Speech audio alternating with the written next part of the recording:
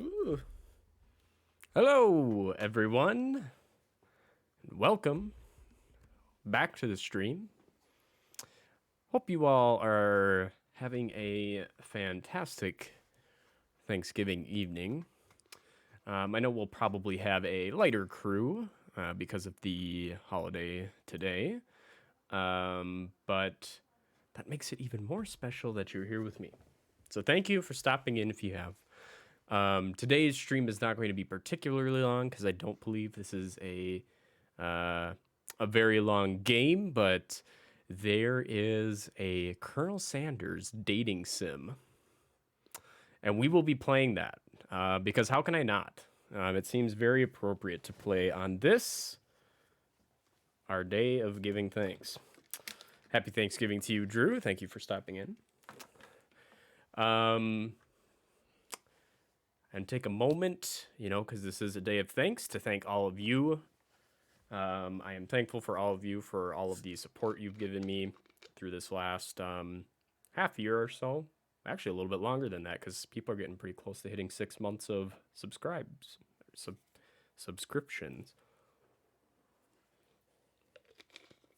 So thank you all for everything you do to support the stream and just hanging out with everyone and being wonderful people. I appreciate it greatly. I guess that's really all there is to say.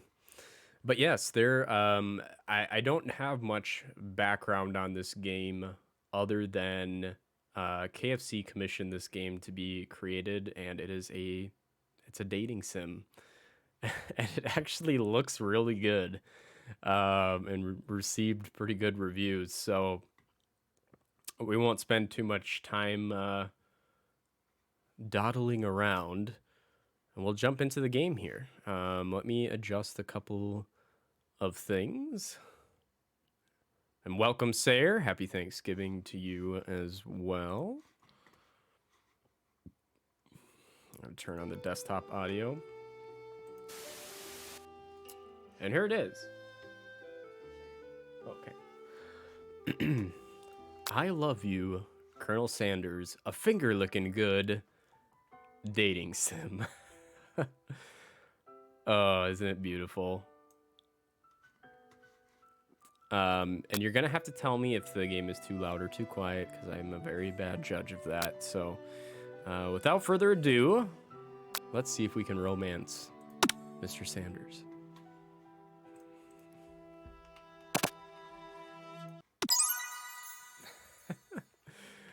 It's perfect. I love the aesthetic already. You sleep softly as the morning sun casts a warm glow through the window of your modest student apartment. The world is peaceful and serene. You could stay in the moment forever. Welcome, The Wet. This is a dating sim where you try to romance Colonel Sanders. This is a KFC official game. This isn't like some side project. This is an official KFC game called I Love You, Colonel Sanders. And also welcome and happy Thanksgiving to you.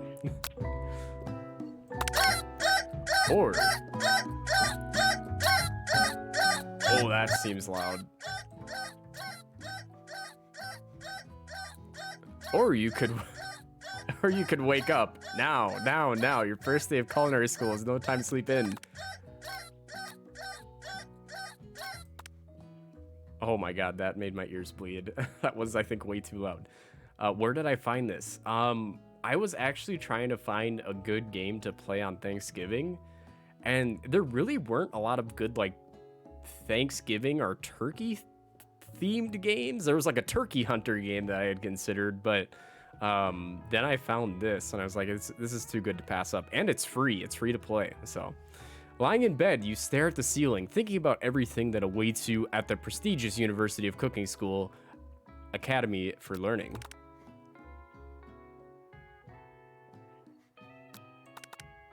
Your mind begins to wander. Who will be there? What will you cook? What should you wear? Time begins to fly by and you find your imagination getting away from you. I need to take this seriously. I better make sure to arrive prepared for the first day. You bust through your morning checklist. Teeth brushed, hair combed, pits deodorized. Nothing can stop you now. You confidently grab a biscuit, strut out the door, and head off to class. Just what you need to get your blood flowing. That's fantastic. Standing in the quad, you gaze upon the magnificent University of Cooking School Academy for Learning. It seems like the next button, like I click it and I have to do I have to double click it every time? Here comes your lifelong best friend forever, Miriam.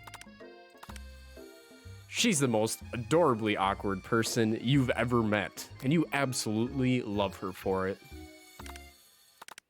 Good morning, RJ. Are you excited for the first day of the rest of our lives? Miriam, you gotta tone down the energy a bit here.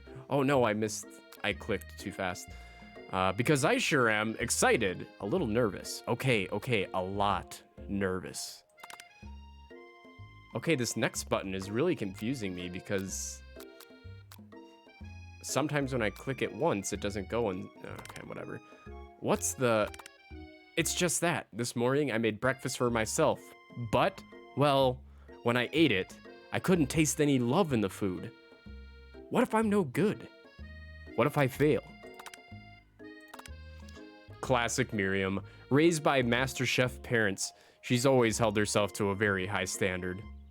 You're playing Coffee Talk. What are you playing it on what? I'm really enjoying that game so far. It's taking a lot longer than I thought, but I think part of it is because I'm reading it all out loud. I think I would have went through it a lot faster if I was playing it offline. Ever since we were little babies playing together and you rescued me from that quicksand box, it's been clear to me that you're the most loving, caring person I know. You are going to do great. But with the University of Cooking School Academy for Learning's famous 3-day only semesters, I'm afraid of being left behind and never catching up. A sweet girl, Miriam has always had a flair for the dramatic. This summer, she got so nervous about her first kiss that she chipped a tooth practicing on a mannequin. Oh, that's classic Miriam if I've ever heard it. Should you pep talk her or change the subject to give her some relief? No, we can't let her ignore reality. We have to pep talk her. Remember last month when we saw that fortune teller and had our tarot cards read? The lady with the mask who gave me nightmares? I've been trying to forget. I know she looks spooky, but she was so sweet, and she told you that you were destined for great things. Remember that card with the fancy-looking tower? And that other card featuring the handsome fellow in the red suit? I've been waiting for so long to meet a handsome fellow I could call my own. And I'm sure you will soon. In no time, you'll be graduating and you'll be delighting the world with your heartfelt cooking in no time at all. As you talk Miriam up, you can feel her nerves begin to ease. You know what? Maybe everything will be okay after all. And if not, at least I have these killer bangs. Can you believe I cut them myself? You can definitely believe it. I can't believe it. Before you can get another word out, you're rudely interrupted when someone smacks your books and custom engraved measuring spoons out of your hands onto the ground. Hey! It's Ashley, your arch rival. She's totally evil, but you can't help but be filled with jealousy. She can get anything she wants, and she knows it. Hello, Ashley. Or is it Ashley? Oh, I didn't see you there, chicken shins. You leave RJ's shins alone. They are perfectly normal shins. Ugh, you can't stand Ashley. Even her name is annoying. I feel like it's Ashley. You know for a fact that it's actually Ashley, but she had to add extra letters to make herself feel better than everyone. Okay, that confirms it. You are playing on Xbox. Did I say that already? Did I read that already? Okay, are you playing on Game Pass? That's where I got it. It's nice that it's on there. If anyone here knows what perfect shins look like, it's us. We're not gonna let you or your really weird insults get to us. Across the quad, you see Ashley's best friend, Van the Man, has stopped to look at his own reflection in the mirror. His pants are so tight you can see him casually working out his glutes while he styles his hair. No lie, they're rockin' glutes. No, I got it free with gold a few months ago. Oh, I really need to pay more attention to the games that are free with gold because I feel like I miss a bunch of good ones.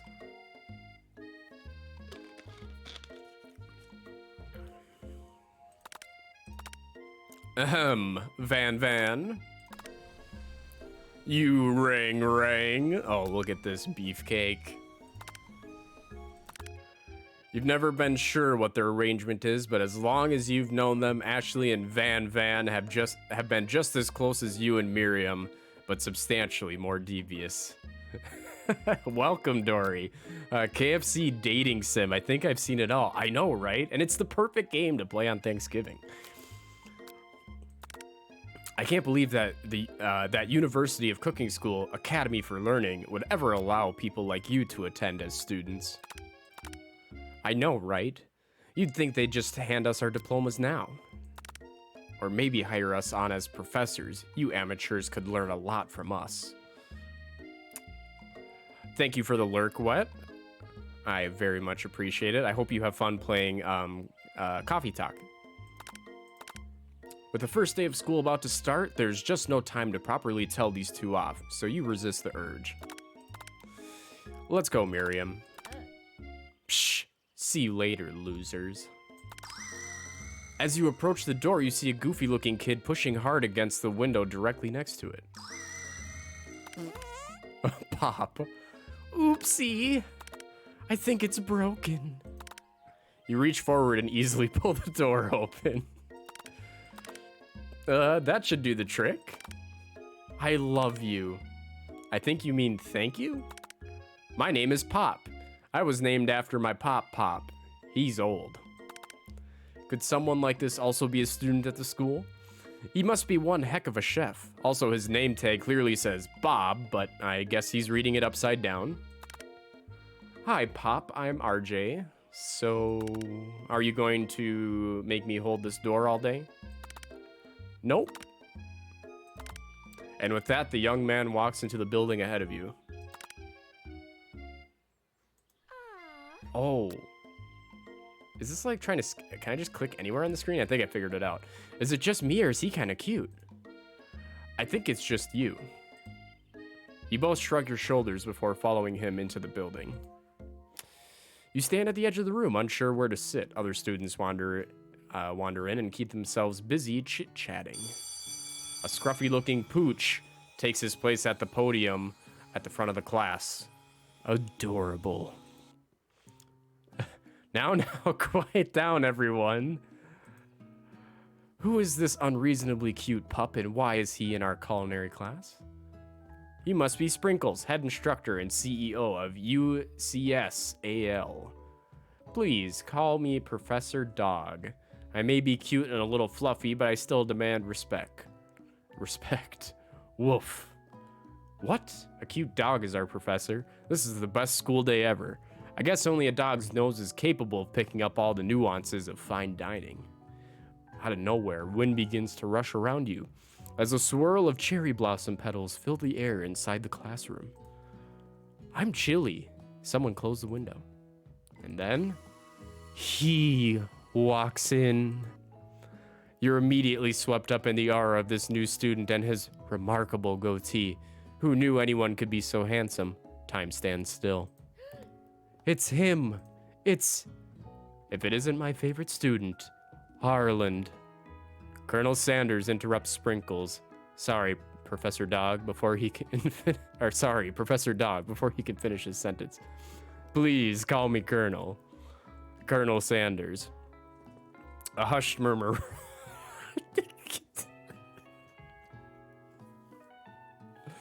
I can't keep a straight face.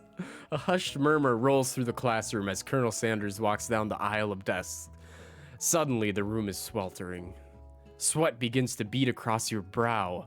You feel like everyone is looking at you, and you're not entirely wrong. And this over here must be sweaty, sweats a lot. Maybe we should open that window back up before Faucet Pits melts into a puddle and evaporates entirely. Hold on just a second. Nobody talks to my friend like that. You two both know my name. We were in the same kindergarten class. And what is with all your really weird insults?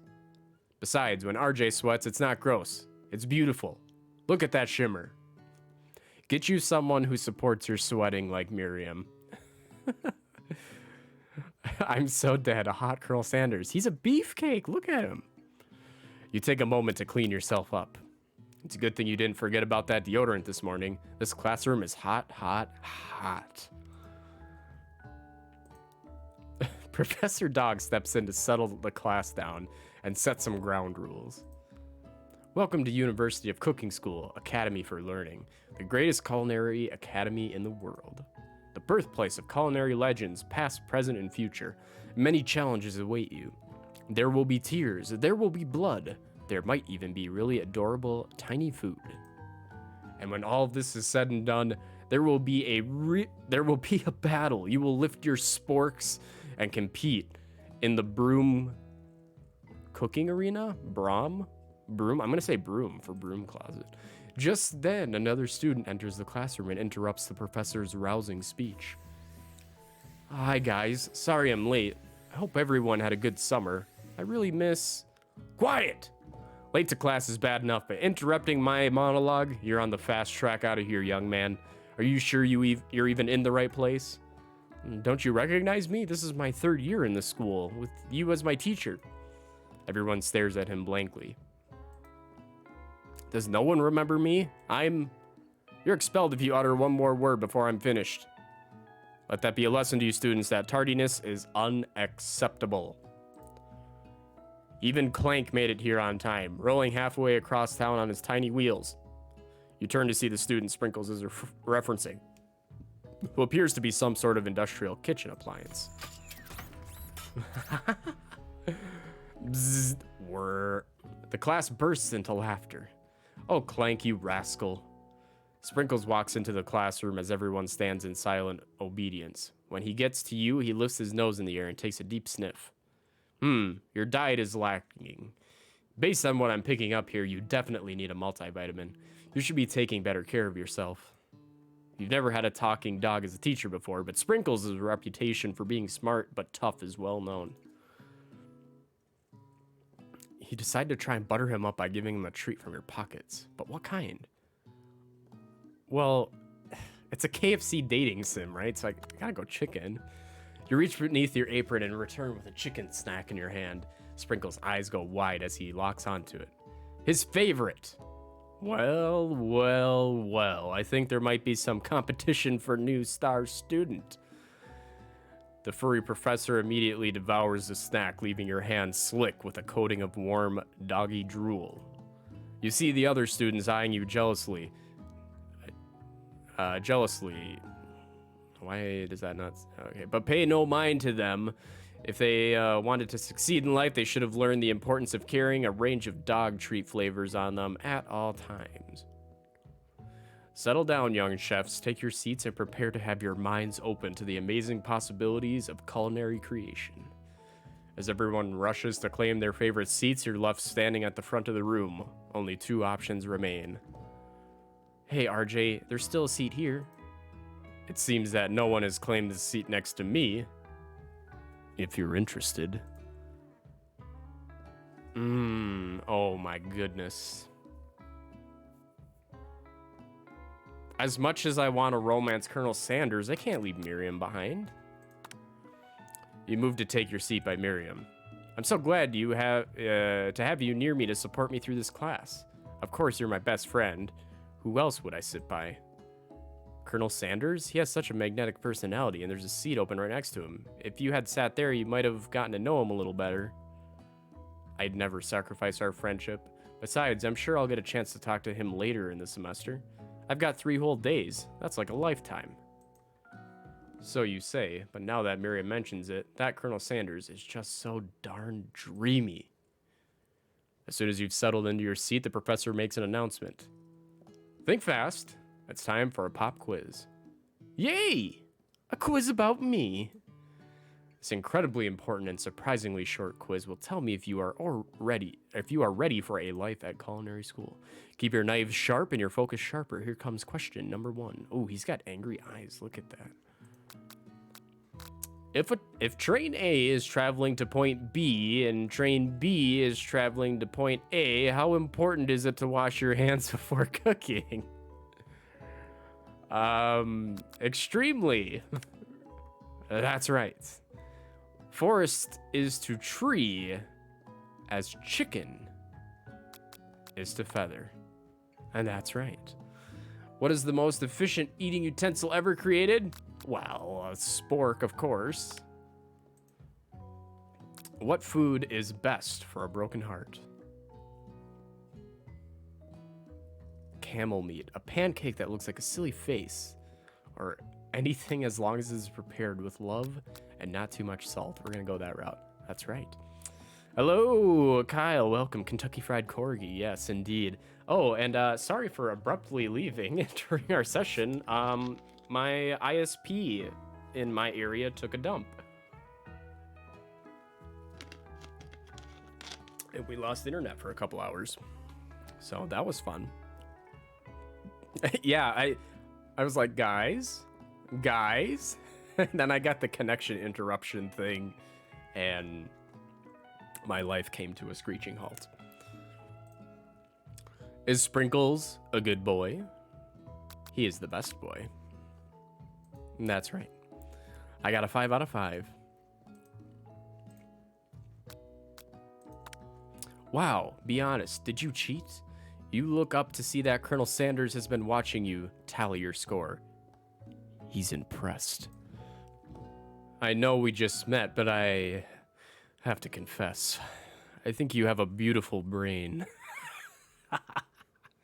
Hot diggity, RJ. You just scored some major Colonel Sanders points with that performance. Welcome, Bella. We've met the hunky Colonel Sanders already. And our professor is a corgi who talks. The Colonel's looking like he's fixing to do some dirty things to you. He is just caressing my brain right now. He thinks it's beautiful. May I have your attention, students? I have an important announcement to make. Time for lunch. Wow, the cafeteria is as nice as any restaurant that you've ever eaten at. It makes sense that a school dedicated to cooking would be serious about eating. A delicious fragrance wafts through the room and tickles the end of your nose. Your mouth waters. Do you smell that? That must be our lunch. It smells crazy good. Everyone, can I have your attention? Is it about lunch? No, I just wanted to apologize for my tardiness. You see, I was... Howdy, folks. I'd like to make an announcement. Hey, It's about lunch. Everyone cheers. Oh, Kyle redeemed the plunger hat. We gotta look our best if we want to romance the Colonel. And it is... Move the camera up a little bit so you get a little more of that plunger handle action. Everyone cheers. But I... Shh. Lunch, lunch, lunch. She said, shh. In honor of the new semester, I have prepared something special to share with everyone for lunch. That must be the smell I smelled. Indeed. Look at those biceps. My God. You hold your breath, waiting to see what food this mysterious student has created. You've heard that he's very talented, but were the rumors true? Is this... Colonel Sanders lifts a large bucket above his head. Its contents glimmer in the light. His arms are radically disproportionate to the rest of his body. He's a hunk. What can I say? Piled high are huge pieces of chicken, breaded and fried to a crispy golden finish. The aroma envelops you and you begin to feel warm and safe. Colonel Sanders has filled a bucket with chicken? What a novel concept. Your stomach begins to grumble as if to say, stop thinking and start eating. For years, I have been developing a secret recipe for the perfect fried chicken. But by my calculation, nothing less than 11 herbs and spices are required to achieve the perfect balance of flavors. You look around and notice that every other student has a pen and paper and is scribbling notes as fast as they can. But that's all I'll say about that. What, you think we want your stupid secret recipe, dude? Pshaw. Nah, my dude. Nah. I'm just, drafting a last will. Oh, I've got a lot of burps from my cherry coke here. Drafting a last will and testament in case, one of those ingredients is, poison. Got 'em. They always say got 'em, but never how 'em. He looks around nervously to see if anyone else is laughing at his sick burn. You wait to see what zinger Ashley has prepared to follow up, but she suddenly takes a different approach. Yeah, and I was just, like, writing in my diary. Dear diary, today I smelled something beautiful. I knew at that moment that only the hands of a true gentleman could fry chicken so tender. You see her body language change from bitter and evil to sweet and innocent as she slides closer to Colonel Sanders. She realizes that he is destined for greatness and fame with cooking skills like this. She wants him all to herself. Oh, please. Well, Van the man, if you don't want any, I'll take his. Whoa, hold on. I mean, I guess I'll try it. He takes one bite and his eyes grow wide. He starts contorting his face as he tries to hold it in his pure exhilaration and act unimpressed. Easy now. There is enough for everyone. Please, my fellow classmates, dig in. You take one of the pieces of fried chicken out of his bucket and sink your teeth into it. I love Van. Van's hair is lit. Slide into those chicken grease DMs. It's amazing. Tasting Colonel Sanders' food transports you to another dimension. Alone with your taste buds, gripping a drumstick in your hand, you float weightlessly.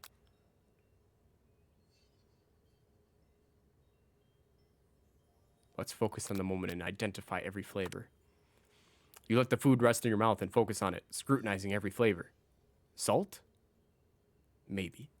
Pepper? Too obvious. Oregano? Basil? Maybe. But there's something else. Something dark. Something spicy. You dig deeper. Deeper. Deeper! Yes, even deeper still until you find it. Could it be... white text block? He really did it. How bold, how adventurous to use white text block. If only he was that hot IRL, I'd eat more KFC. That sounds way too sexy for food. Semen. That's the secret ingredient. You try to go even deeper into the sea of flavors, but this revelation alone is more than you can handle. You snap out of it and realize that this information was meant to remain a secret, and yet, now you know. A mantle of responsibility now rests upon your shoulders. As you look around, you realize that everyone in the room is consumed by the lunch. No one noticed that you've traveled through space and time. After tasting his food, you try to get some one-on-one time with Colonel Sanders. Colonel Sanders smiles ever so softly as you approach. He stops what he is doing and allows you to break the silence. Colonel, I wondered if I could talk to you for a second. Anything for a fellow chef? What exactly was on that chicken? How bold to come out and ask. It's an idea I had for a new combination of flavors that will make me my fortune and establish my legacy for all time as I open a chain of highly successful fried chicken restaurants. No big deal. Holy shit, he has a cane with a bird handle, a chicken handle. That's pretty cool. Deeper. I think there's a different substance that you can eat that puts you through space and time. Oh shit, RJ's flirting with the Colonel. Of course I am. Look at him. It's just you and me here talking. I can keep a secret. In fact, I've got some of my own that I'd be willing to trade. What's the rush? The semester is only getting started. We've got 2 more whole days to get to know each other. He's clearly not going to give it up easily, but it doesn't hurt to be persistent. You know what they say about secrets, Colonel. Shouldn't learning be fun? You've got moxie. I'll give you that. Colonel Sanders looks both ways to make sure you're truly alone, and then he leans in. You can feel his warm breath as he whispers. Just one ingredient, but you can't tell. I use white text block. It's something my great-grandmother taught me. White text block? Wow. You'd never have guessed that. In fact, you're not even sure where you'd get some if you searched. And white text block definitely isn't the flavor you tasted before, so now you're 2 ingredients closer to knowing the full recipe, but you don't tell Colonel Sanders that. While you're wrapped up in that huge revelation, you notice that Colonel Sanders has disappeared while everyone else is still in the cafeteria. You decide to look for him. You find Colonel Sanders outside, standing in the quad.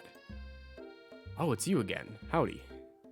Sometimes I like to come outside and look at the school buildings. I think about how my story will continue on after I've graduated. It sounds like you have big plans. I dare say the biggest. I will leave my mark on this world. You can bet on that. RJ, Mrs. RJ, and the Colonel would be the cutest throuple. Welcome, Ginger. Welcome. We are, as you may have seen, playing the Colonel Sanders dating sim. It's going pretty well so far.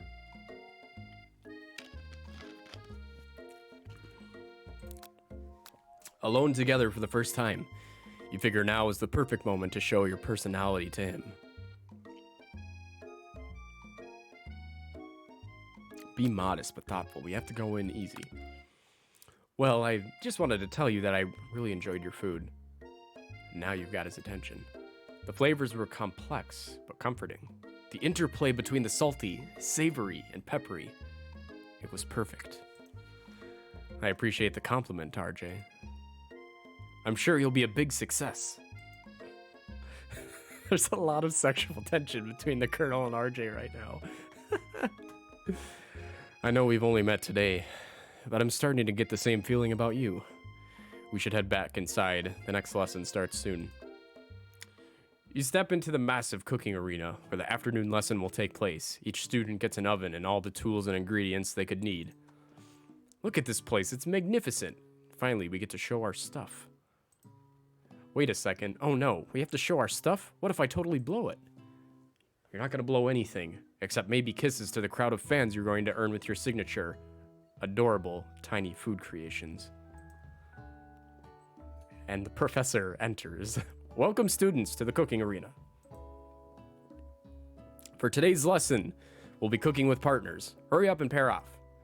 Naturally, Miriam looks over at you, but unable to control yourself, you pounce on Colonel Sanders. Hey, Colonel, would you like to tackle this lesson as a team? A team of 2. That is, me and you, if that wasn't clear. Want to be my partner? Aww. Sure, RJ. I'll prepare our station. Oh, can't even talk. I'm getting flustered over here. Without you as a partner, Miriam is left standing all alone. 2 different students quickly take notice. Hello, new partner. Beep boop. Bzz. Oh my, 2 potential partners. I'm so sorry, gentlemen, but I don't know how to choose. It looks like you'll have to pick for her. Friend duties can be a little awkward, but that's the price you pay for not being alone forever. What do you want to ask? Who do you want to ask to be Miriam's partner? Let's do Pop. he's just kind of a dweeb. He needs a friend. Sorry, Clank, but I think Miriam will be partnering with Pop today. Oh, he's sad. He's crying. Pop gives a big smile as he steps up to the same station as Miriam. I'm a chef. Thanks, Pop. Thank you for that insightful entry into our little story here. He holds up a banana and, without peeling it, proudly eats the entire thing. It's disconcerting, but Miriam is too kind to act gross out. I love your enthusiasm, Pop. She looks at you like, really, this kid? But it's too late to change your choice now. Now it's time to focus on your own cooking classwork. All right, you two, for today's lesson, we're going to keep it simple. Pick a basic dish and divide up the steps. No chef is an island. It takes 2 flints to make a fire. You get the idea? Which dish do you suggest to your partner, Colonel Sanders?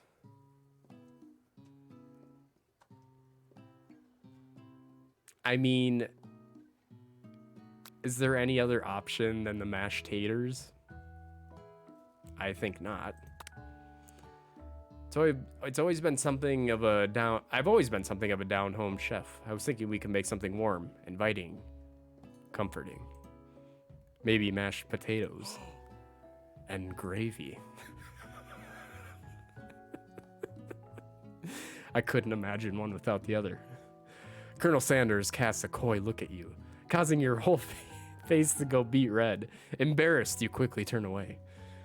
I'll get to the potatoes. I'll go get the potatoes. I can't read. No, please, let me. Picking perfect produce is a passion of mine. Looks like things are getting pretty fresh around here. Does someone have a crush on Colonel Sanders? We're just cooking partners. Mind your own business. Sanders' heart is my business. You'd better keep your fingers off of my man. Did someone call for me?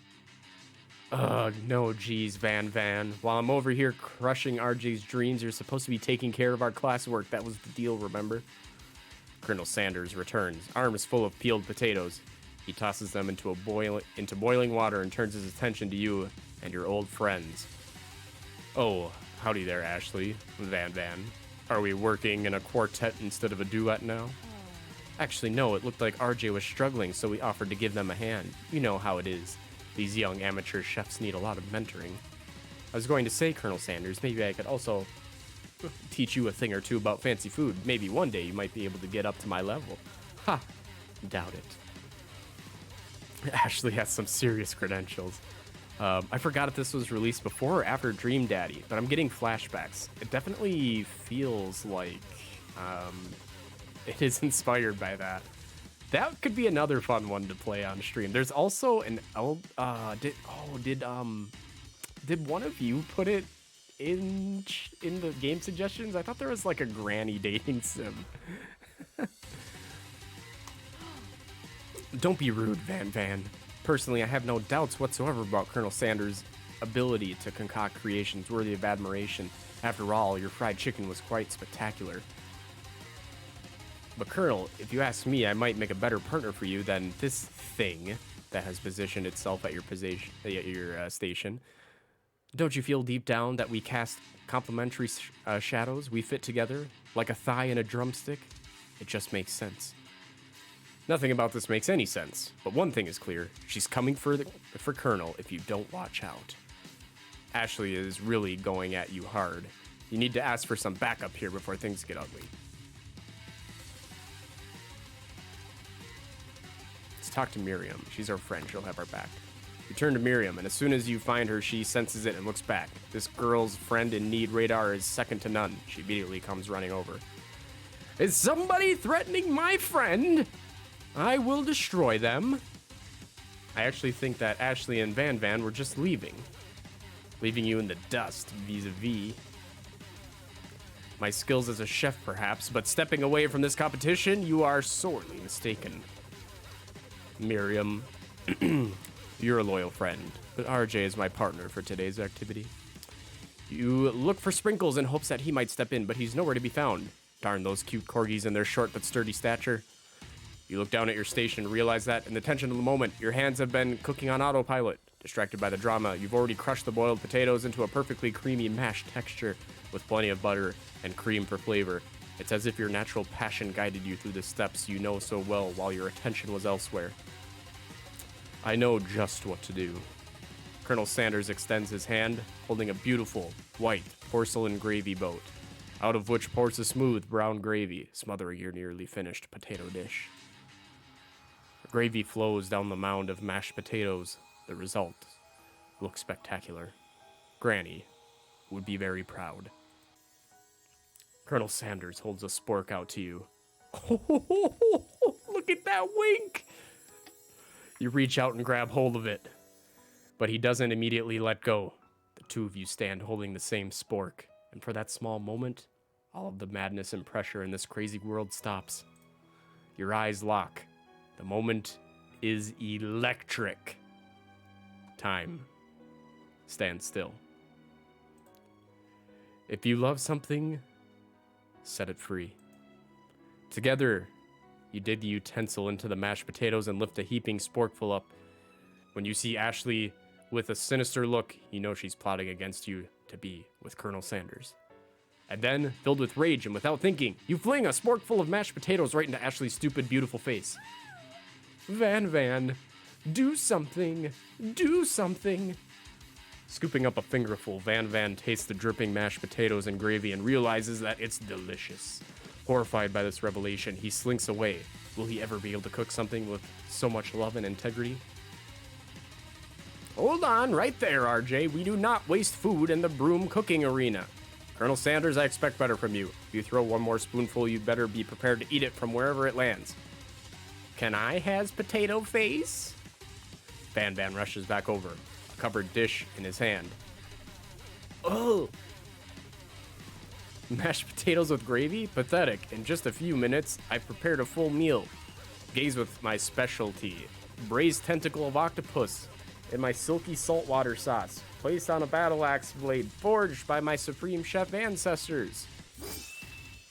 You've ignored me for too long. That ends now.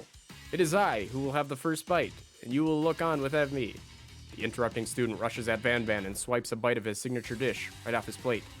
No, don't! Something about this dish doesn't strike my nose quite right. I think the octopus was rushed. I think, and may have turned in the process. The results could be toxic. Too late. It's been eaten. All of these words. Holy shit, the Colonel is coming for RJ's creamy taters.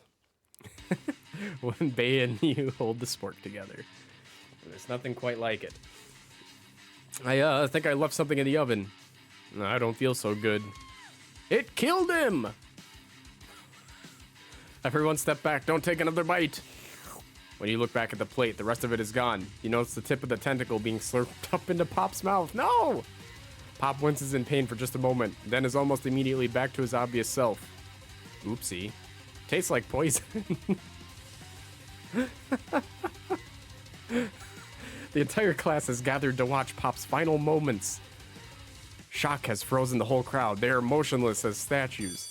The class bell rings, disrupting the moment and snapping everyone back to reality. It would appear that Pop's enthusiasm for trying new things, despite obvious danger, has inoculated him against poisons of all kind. I'm not sure the professors here make enough money. Hello? I just turned into a ghost over here. Seeing that you're shaken up by that really annoying student and all of his nonsense, Colonel Sanders approaches you. I'm sorry you had to go through that. Please, let me walk you home. What? Like for real? Oh, come on. You follow Colonel Sanders out of the room. At night, the school building has taken on another vibe entirely. It's dark. And more than a little spooky. Colonel Sanders stands in the quad's neon glow and speaks softly. Those mashed potatoes you made in class today? Before you go on, I want you to know, they're not a great representation of my skills. I didn't even realize I was making them. They were amazing. Tasting them, it reminded me why I became so passionate about food to begin with. Colonel Sanders is getting choked up. Cooking is obviously important to him in a way that you find inspiring. Now might be the perfect time to tell him you're developing feelings for him. Colonel Sanders? Yes, RJ. There's something I need to tell you.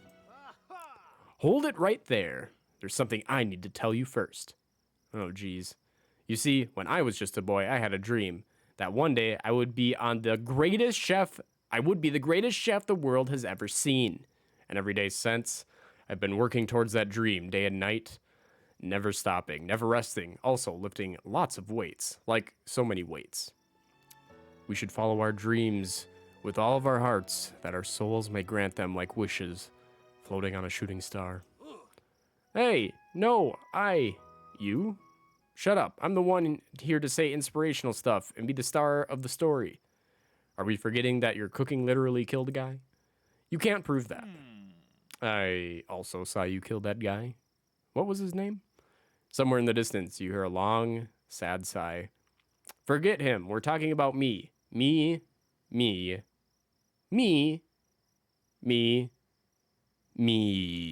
I'm the hero. Whoa!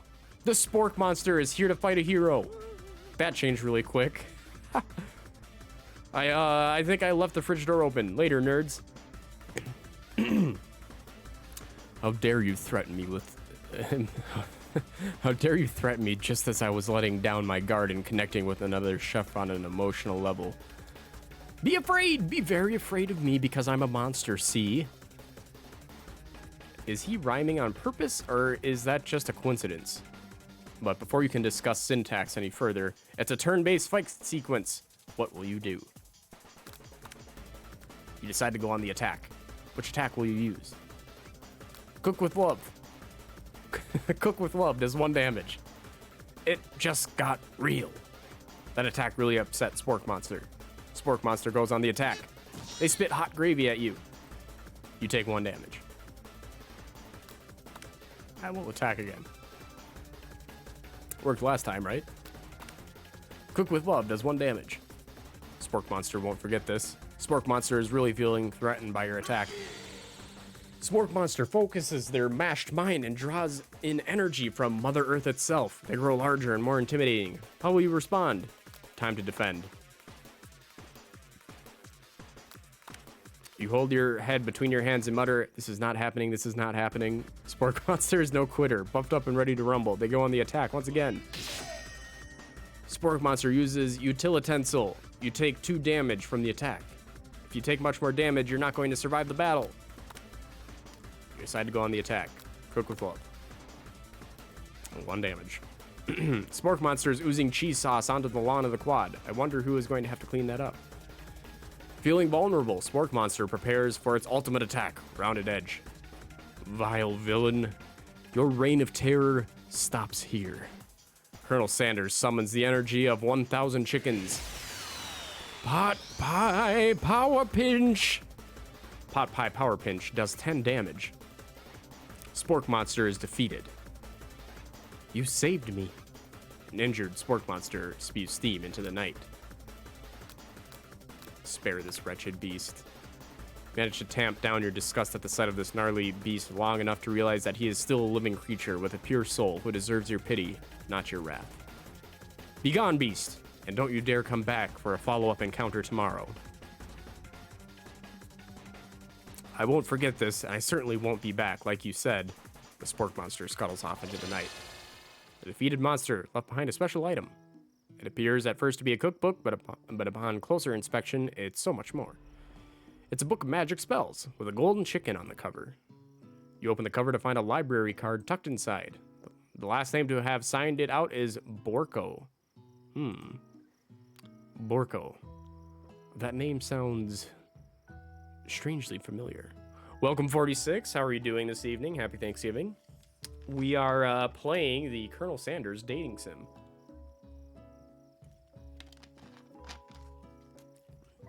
Things are getting pretty hot and heavy. Your blood is pumping as you stand in the quiet of the night, holding the mysterious book in your hands. As you come down from your battle buzz, you realize that your final attack has left you completely depleted. The world around you begins to fade away. Without any energy to keep your eyes open, darkness overtakes you.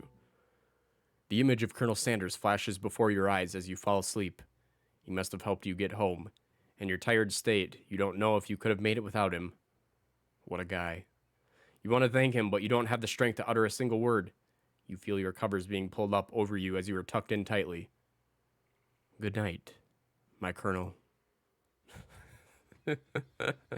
In your dream, you're together with Colonel Sanders. For some reason, Sprinkles is also there, instructing your love. Dreams are weird. Oh, man.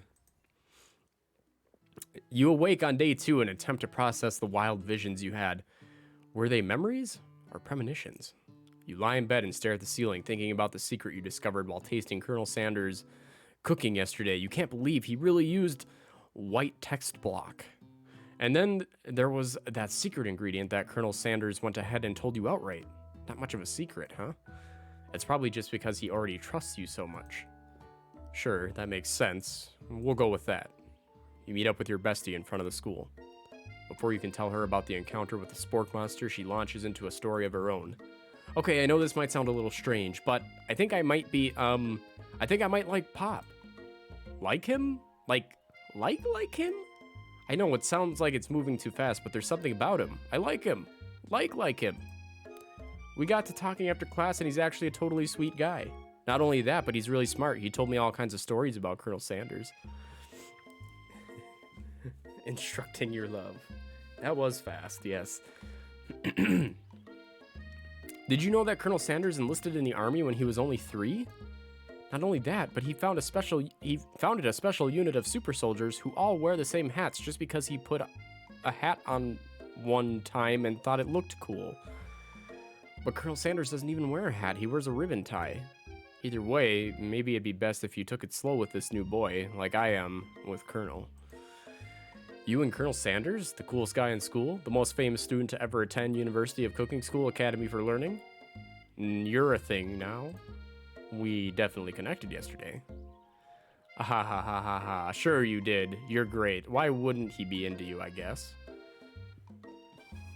Laughing at the implication that you and Colonel Sanders might be a thing is definitely not cool. You are great.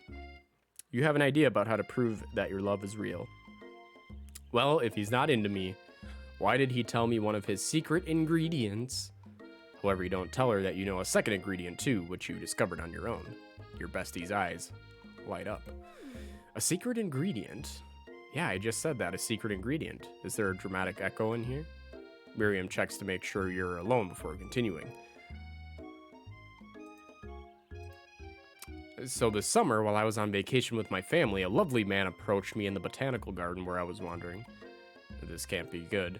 He told me all about his passion for spices. Secret spices. The man even gave me some to show me what he meant. He said it was a powder created from super duper rare dried flower petals, and that if I did him a big favor, I could have some of my own. Please, Miriam, don't tell me. So I filled my suitcase with them and brought them home. He was so nice. He even met me at the gate when I arrived. Later, when I cooked with them, a very strange feeling came over me, and the flavor was unlike anything I'd ever tasted. I think you're being very liberal with the meaning of spices here. Whatever. Anyhow, we both share an interest in cooking, so we've stayed in touch. You know, like pen pals. I bet he would love to know more about new spices. Well, I'm definitely not supposed to share Colonel Sanders' secret recipe, and besides, I only know the one ingredient, so I doubt it'd be much use to anyone. Please, please, please, it would mean the world to me. No one has to know it came from you or Colonel Sanders.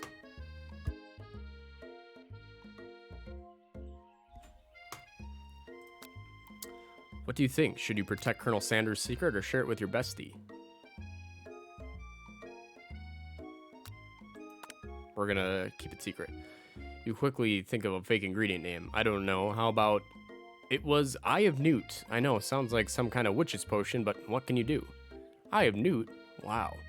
Her eyes light up, imagining such a thing, and you figure that you've satisfied her curiosity and she'll move on. However, she immediately turns around and does some thumb typing on her phone that you can't quite see. That's probably not good.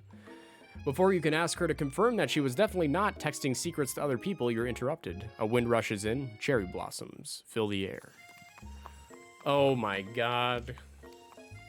Our colonel has come in on a horse.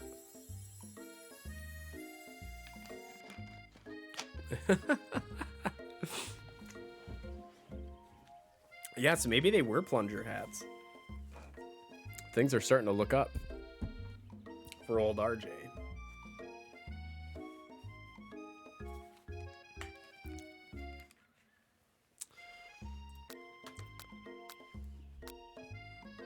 Let's stand back and admire his majestic glory.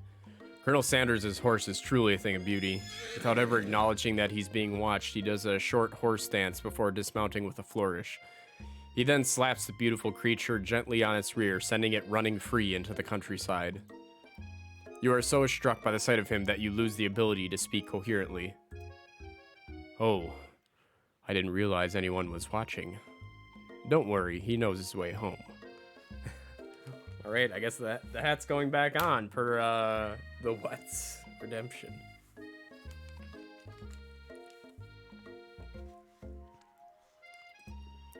You attempt to compliment Colonel Sanders, but the words don't come out exactly right. What a horseful beaut you have. I mean, what a horseful beaut you have. Dang it, that's not what I just said. Being a good friend, Miriam attempts to cover for you. Oh, RJ just gets really nervous around people they like. What? This is not helping. I mean, they got food poisoning and were up all night. It was gruesome. You should have seen it. She gives you a wink and a smile as if to say, situation handled. Can't blame a girl for trying. And with that, Colonel Sanders disappears into the school, leaving you and Miriam to follow. When you enter the classroom, you can see your two rivals, Ashley and Van, are doing something bad. By the way they're hiding, you know it must be really bad. Like counterfeiting recipes bad, experimenting with restricted ingredients bad, summoning a demon bad. You try and get a peek over Van's hulking shoulders, but he sees you coming. Whoa there, little one. I'm not sure you're ready to handle this. Why don't you make like a bee and mind your own wax, honey? You immediately dress the rivals down for their immature behavior. Culinary school is to be respected. This kind of nonsense is a waste of everyone's time. Now you've got them upset. Oh, and you're the emperor of cooking, are you? You make the rules? I'm not sure you know a good meal if it ate you. Being the best chef in the world takes more than just culinary skills. It takes creativity. It takes panache.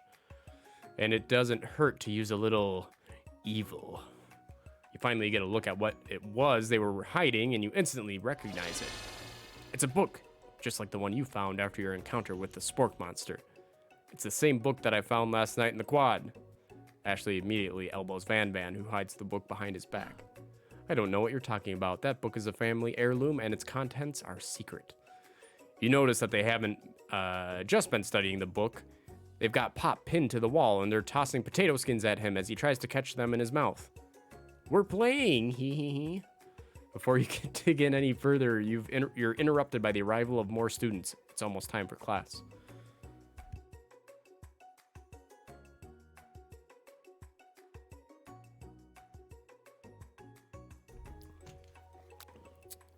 Beep, beep. Clank must be running late. He's in such a hurry that he rolls right over Van's meaty foot. Hey, watch it, you bucket of bolts.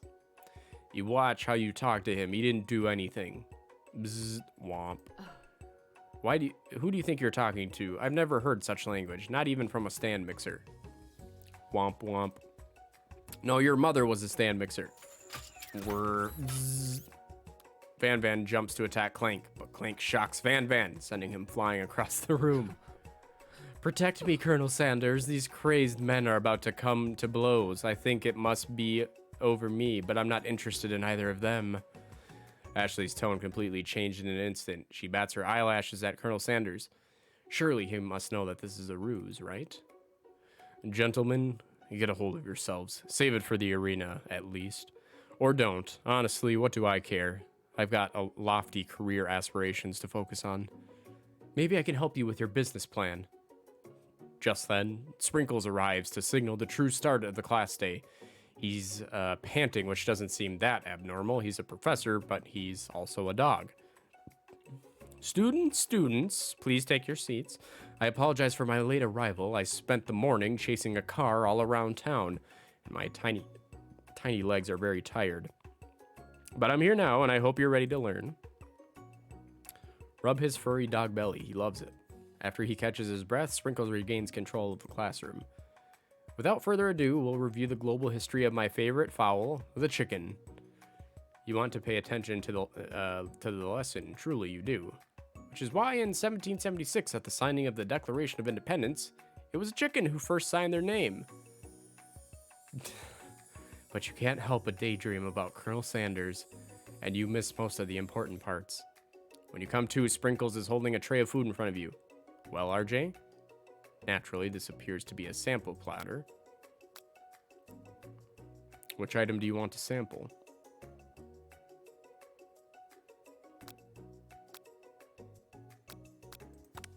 A brightly colored pepper stands out from the other items. It sparkles in a most eye-catching way, so naturally you reach out and grab it and eat it right away. However, your body was not prepared for the heat. The pepper has triggered an intense spice hallucination. It feels like forever as you trip through the universe.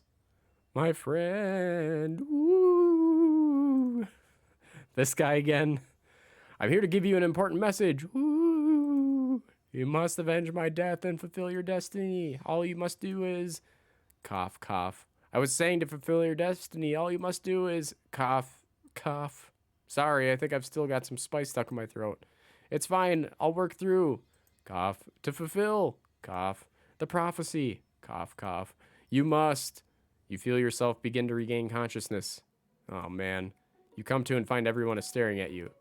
That pepper was the last of its kind on Earth, and now it's gone forever. Oh, shit. Whoops. You think to yourself, geez, I should pay better attention. We all make mistakes. I'm sure he'll forgive you someday. Come on, it's time for lunch. Before anyone can relax, the cafeteria lights dim.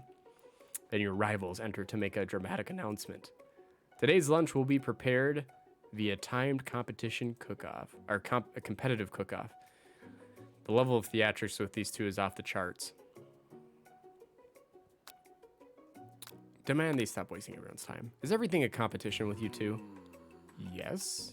Yes. Well, not with me. I'm on a personal journey to learn to love. To learn to love? Sure. Why not? But definitely not to constantly battle.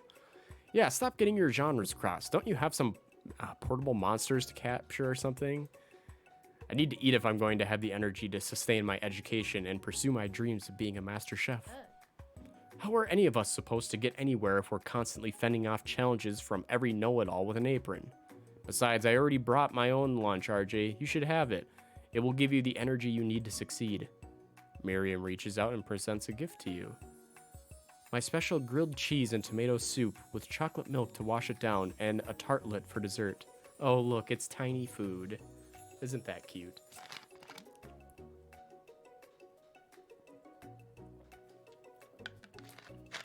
"'Tis very small, indeed." It only takes you about 5 seconds to eat Miriam's tiny food, but it's just what you needed for motivation. You know what? I've learned enough for today. Let's battle. Just as things reach a boiling point, Sprinkle steps in. Surely he'll put a stop to this madness. Now, students, please settle down. This is a lunchroom, not a sportsing court. Finally, a little sense. You breathe a sigh of relief. At least not until we turn on the timer.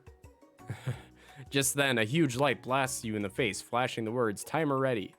That's what I'm talking about. Arroo! I stand corrected. If it's a battle you want, it's a battle you'll get. My bestie can best the best of them. Had to let out a huge burp. Best believe it. Like a diamond, I was formed under pressure, and now is my chance to shine. I will defeat you myself. You had his chicken and you made mashed potatoes and gravy on day one, and you're feeling like you can really impress him again here. It's time to boil some water for the potatoes. Think fast. If the timer runs down, you'll be forced to pick randomly. It always boils 100 seconds after you turn the heat on.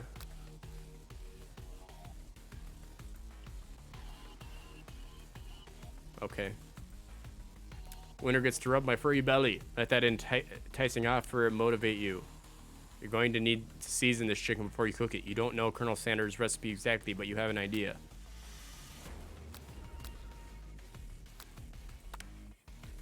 Yes, 11 herbs and spices. That's right. You might not know all the ingredients yet, but at least you're headed in the right direction. tail wagging intensifies. Now that you've got some basic steps going, it's time to elevate your craft. State of mind offers the most.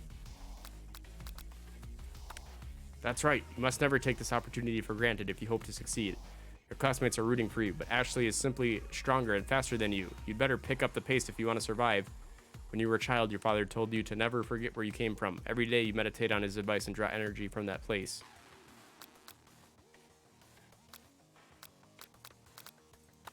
That's right, this is your shot, and you're not going to miss it. Aroo! You try to shut out the noise of the arena and focus on your cooking. What is the sound of success? That's wrong, okay? Don't make me get the spray bottle. You notice Colonel Sanders out of the corner of your eye. I believe in you, RJ. He's actually cheering you on. Which would be awesome, except knowing he's watching you makes you totally forget what you're doing. Now all you can think about is Colonel Sanders. Okay, now I have like 2 seconds.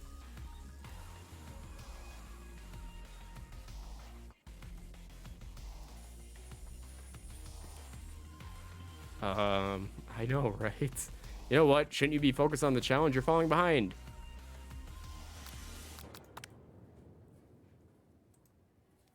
I can't even read them. It goes too fast. At the next station over, Ashley has already begun plating elements of her dish. It's colorful and complex. To make up time, you toss your biscuit dough into a stand mixer. As you do, the crowd gasps. Ugh, yikes. Bzzz. I know you love nothing more than seeing a fellow appliance utilized in a kitchen battle, but sometimes that means sacrificing the personal touch. You might not have any hands, but RJ does, and a good chef needs to be touching the dough, you know, when it's properly mixed. There's an easy way and a hard way. You don't get far by going the easy way. When you hear everyone talking, you realize how serious your error was. You immediately shove your hand into the mixer to rescue your dough before it's overmixed. RJ, no! But you're not fast enough and your hand gets stuck, immediately crushed by the quick spinning beaters. There's no way you'll be able to use that hand for the rest of the match. Colonel Sanders shakes his head in shame. What you often find is that the easy way can turn out much, much more difficult. Everyone stop what you're doing right now. The battle is over. It can't be. I was so close to finishing my dish. Sweetheart, look at your hand. You simply can't go on. Aw, that's too bad, and here I am with a completed dish, ready to serve. Surely that makes me the winner by default. No, it wouldn't be fair to compare the two on account of RJ's injury. You see Sprinkles begin to lick his doggy chops as he locks onto the dishes. But I suppose you should at least tell us what you prepared. Well, because I'm the sweetest, I skip straight to the dessert. Under this white chocolate dome, you'll find an array of delights, taking you on a journey of flavor that tastes good and tells a story of excellence. I was going to ask RJ to do the honor, but since you're injured, I'm afraid that pouring this creamer of delicate hot chocolate sauce might be too difficult. Colonel Sanders, if you wouldn't mind lending me your strong, steady hand. Colonel Sanders pours the hot chocolate sauce on top of the dome, causing it to melt away, revealing the ingredients hidden within. Inside, you find a delicate fried cheese croquette atop a slice of honeycomb, ice cream 2 ways, tender nougat, and pearls of blueberry gelée. Colonel Sanders seems intrigued, but perhaps not impressed as he dips his finger into the chocolate sauce. Simplicity isn't your strong suit, is it, Ashley? Oh, you. As he places a sauce-covered finger onto his lips, Ashley leans over and whispers something into his ear. A dab of sauce sticks to his mustache. I can't read him, so flustered from the battle. Internalize the rage. The flames cause your eyebrows to catch fire and turn ash, and they fall off of your face, which means people will have a hard time understanding your emotions for the rest of the semester, perhaps forever. Embarrassed and ashamed by your poor performance, not to mention your crispy fried brow, you run for the quad to be alone. Ah, what a disaster.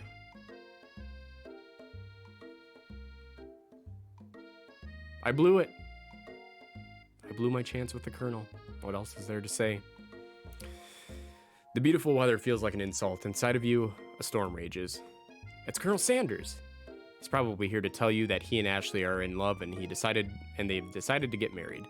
And he won't even ask you to cater his wedding because you're a terrible chef and an awful person.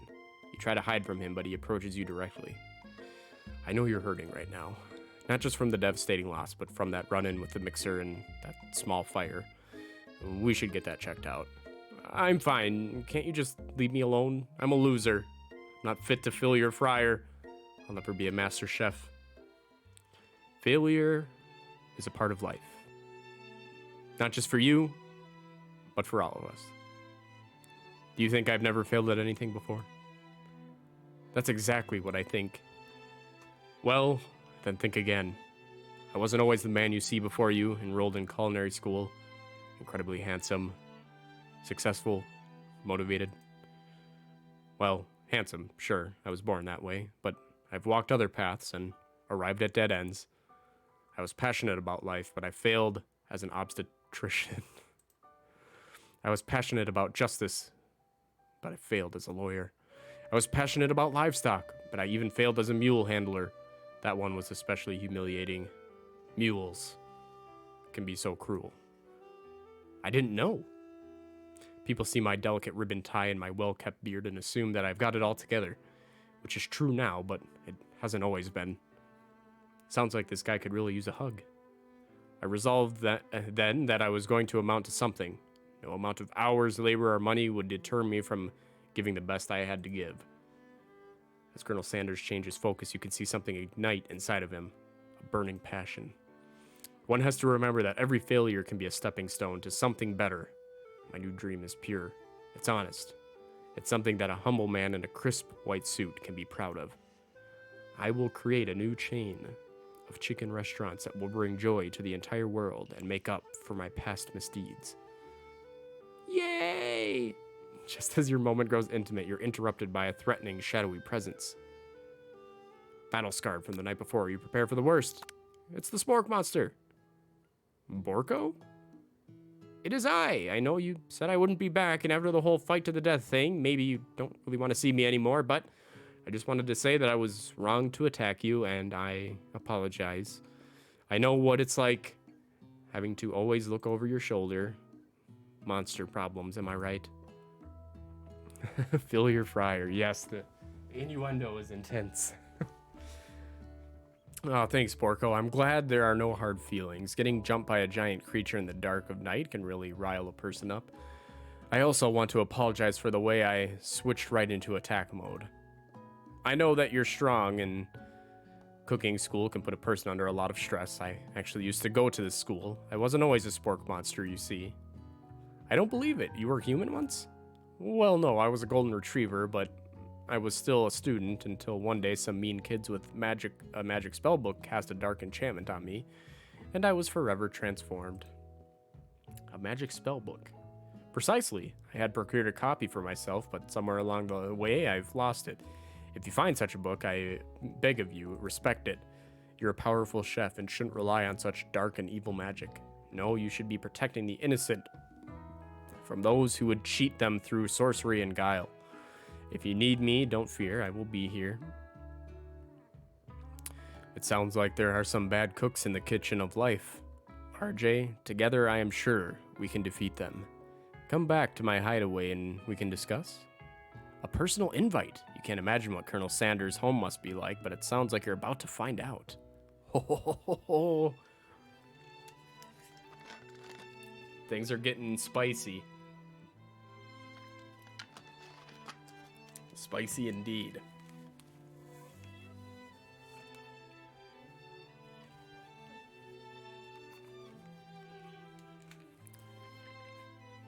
Stepping inside, yeah, romantic lighting, yes. Stepping inside of Sanders' home, surrounded by his things, you start to feel a special bond with him. Oh my god, look at the baby picture. He's got a goatee. It looks like you live such an exciting life, Colonel Sanders. Every day can be an adventure, if you approach it with the right attitude. Long ago, I made a decision to never stop searching, never stop working, never stop imagining. Have you been working on any new recipes of your own lately?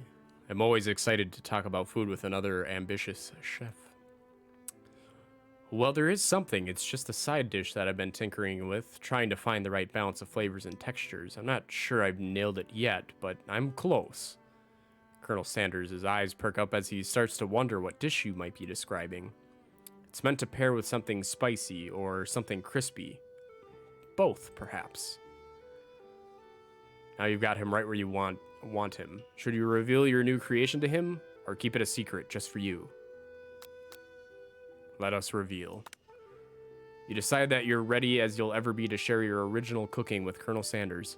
Before you can talk yourself out of it, you decide to dive in head first. You reach into your lunch bag for a special dish that you've been keeping on ice all day. I present to you my original coleslaw. The shredded cabbage dish glistens in the light of Colonel Sanders' Lux hideaway. Magnificent. Together you chow down on the creamy slaw until just the spoonful remains in the bowl. Do you mind if I hold on to the last bite? I'd like to have it around so that I can admire its taste later and think back on this moment.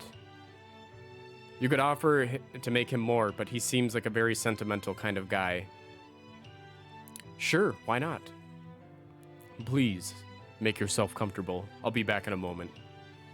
You realize that now would be the perfect time to do some snooping. Around the room are various items that you can look at closer. Each item seems to radiate memories and emotions. Tap on an item to discover more about the Colonel. This must be where he keeps his secret recipe. You think for a moment, what number is important to Colonel Sanders? Then it dawns on you. As soon as you turn the dial to 111111, the safe opens. Inside it, you find a single note. Can chicken be prepped sashimi style? Is that what that says? Okay. An adorable little baby boy crawls across the floor. From the goatee and mustache combo he sports, you figure that this must be Colonel Sanders himself. That or maybe the drumstick that he seems to be waving like a rattle. Who frames a baby picture of just themselves? Probably the same type of person who would make their own face the logo of the company they founded, am I right? Oh no.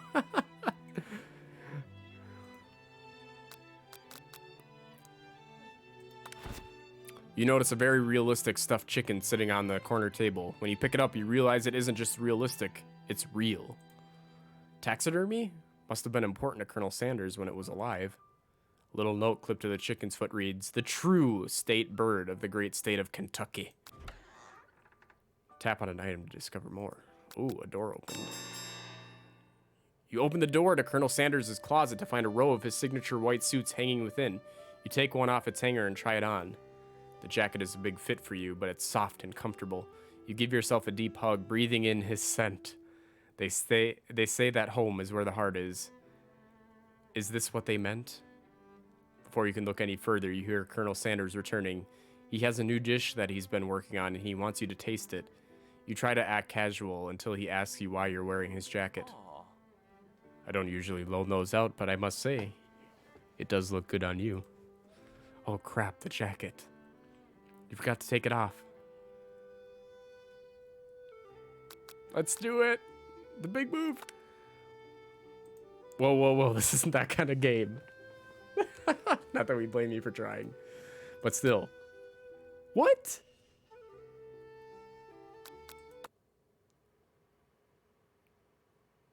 What happened?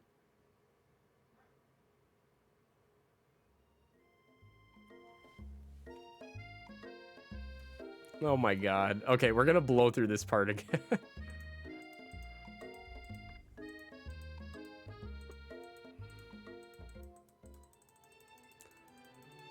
Yeah, sorry. We already went through all of this. I don't need to... That sent me back really far. Holy shit.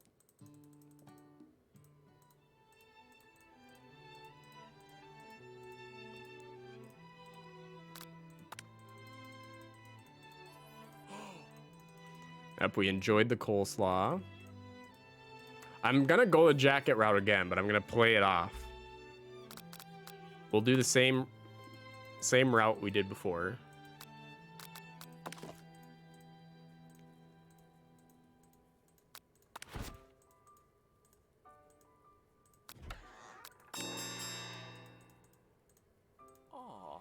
Okay, and this is where we'll pick up again. I don't usually loan those out, but I must say it does look good on you. Oh crap, the jacket.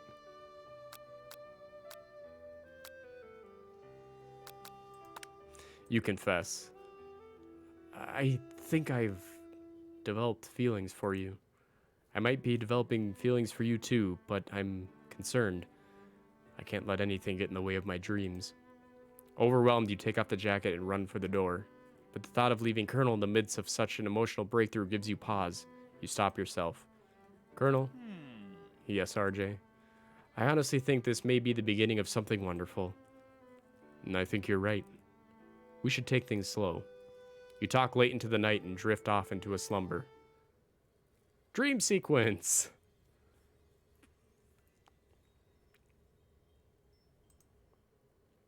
You awake to a beautiful morning in Colonel Sanders' hideaway. Did you make the right decision on how to respond to Colonel Sanders? Only time will truly tell. Today is a day that could change the rest of your life. Your thoughts are interrupted when Colonel Sanders emerges into the room.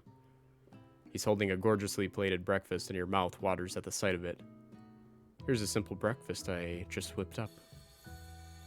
It's meticulous.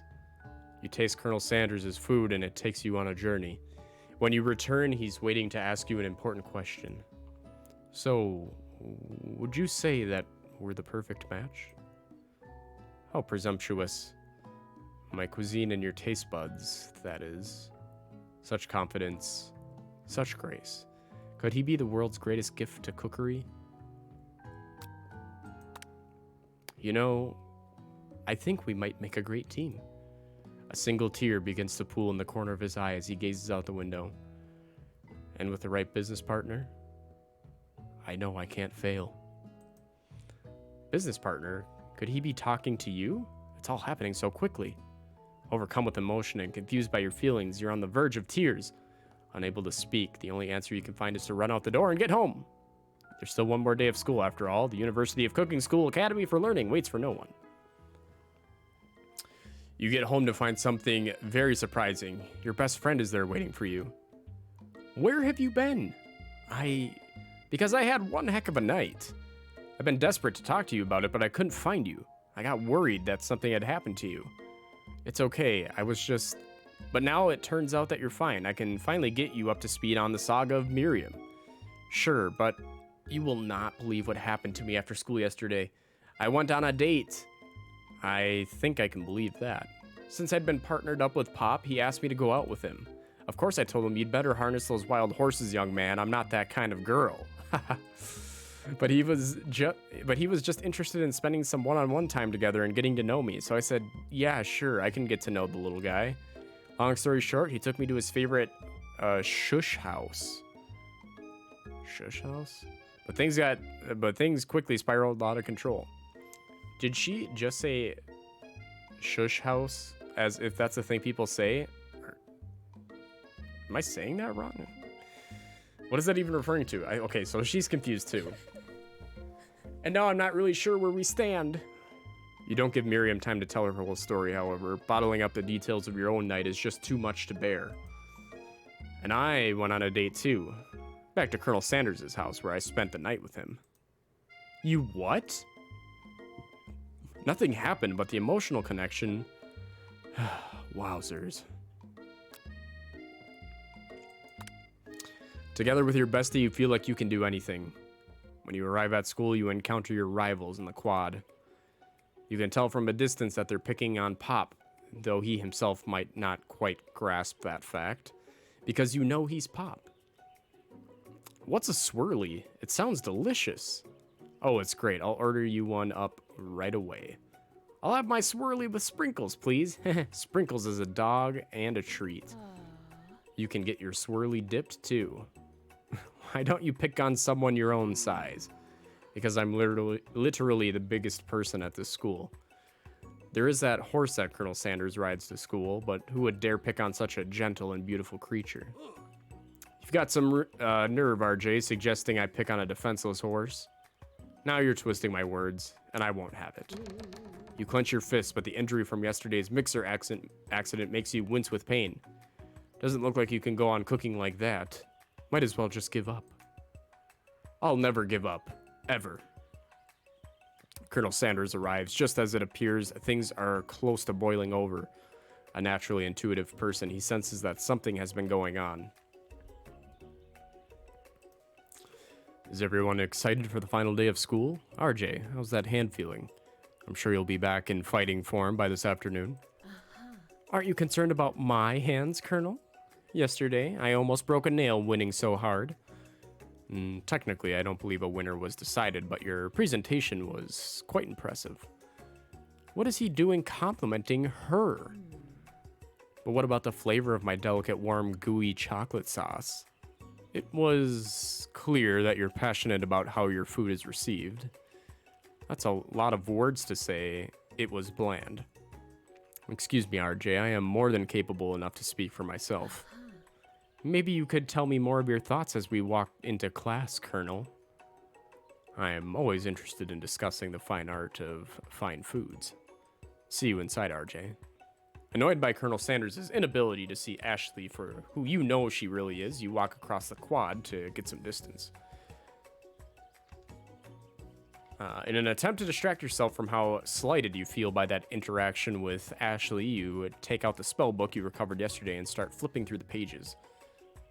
Whoa, that's that book. It looks like bad news. It's just something I found lying around. It would appear to be some sort of... I don't even know what that word is. Grimoire? Whatever. But I don't really believe in that magic stuff. A grimoire? Like a book of spells? I don't know. Who would spend so much time decorating a magic book if it weren't really powerful? I can think of one surefire way to find out. You open a page covered with arcane warnings. Cast only in case of extreme emergency, it says around the edges of the page. I could use this spell here that says it will erase anyone I choose from all of my memories. If I scrub out Colonel Sanders, it would probably help me focus better on the upcoming final exam. That is way drastic. Couldn't you do something else? Like anything else? Not rooted in dark magic? Maybe tie a string around your finger? Oh, a grimoire. Grimoire. I feel like I have heard that word before. Grimoire. Textbook of magic, typically including instructions on how to create magical objects like talismans, amulets, how to perform magical spells, charms and divination, and how to summon or invoke supernatural entities such as angels, spirits. Oh, well, thank you for the lookup. That helps explain things a little bit better. Good word choice. Okay, fine. It is drastic, but desperate times call for desperate measures. You've got a memory erasing spell sitting right in front of you and a pretty good excuse to try it out. I'm not going to do it. You take your friend's advice and put the book away. It's almost time for class. Sprinkles is already in the room waiting for the students to arrive. He clears his voice to make a quick announcement. I want you all to know I feel something of a dog moment coming on, but I assure you it's nothing to be afraid of. His cute little nose scrunches up and he begins to breathe quickly.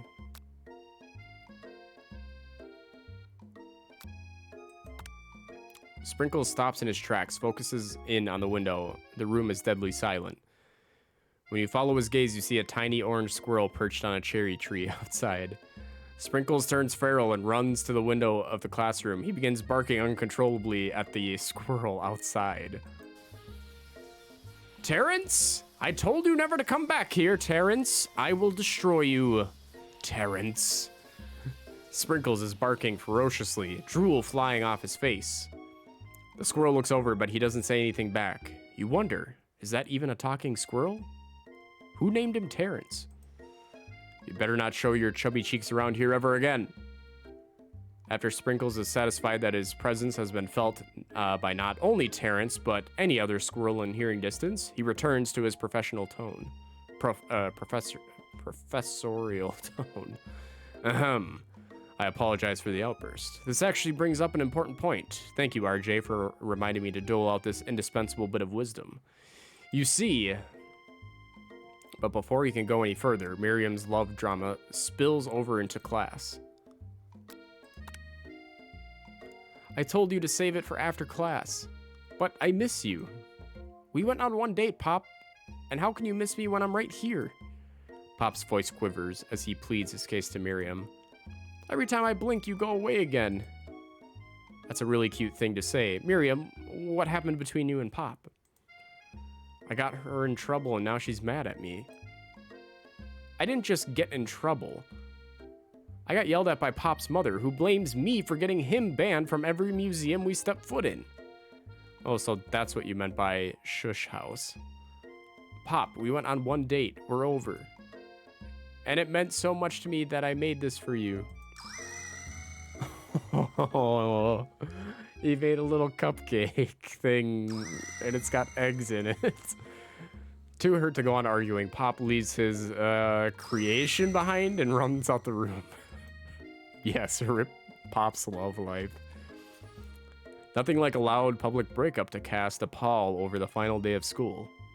Well, that was unfortunate. But we mustn't be distracted from what lies ahead. The final competition showdown challenge exam, trademark. I'm still working on the title, but I think you get it. Test time approaches. See you all in the arena. But before you can think about your upcoming competition, there's a very beautiful soul nearby in need of a pep talk.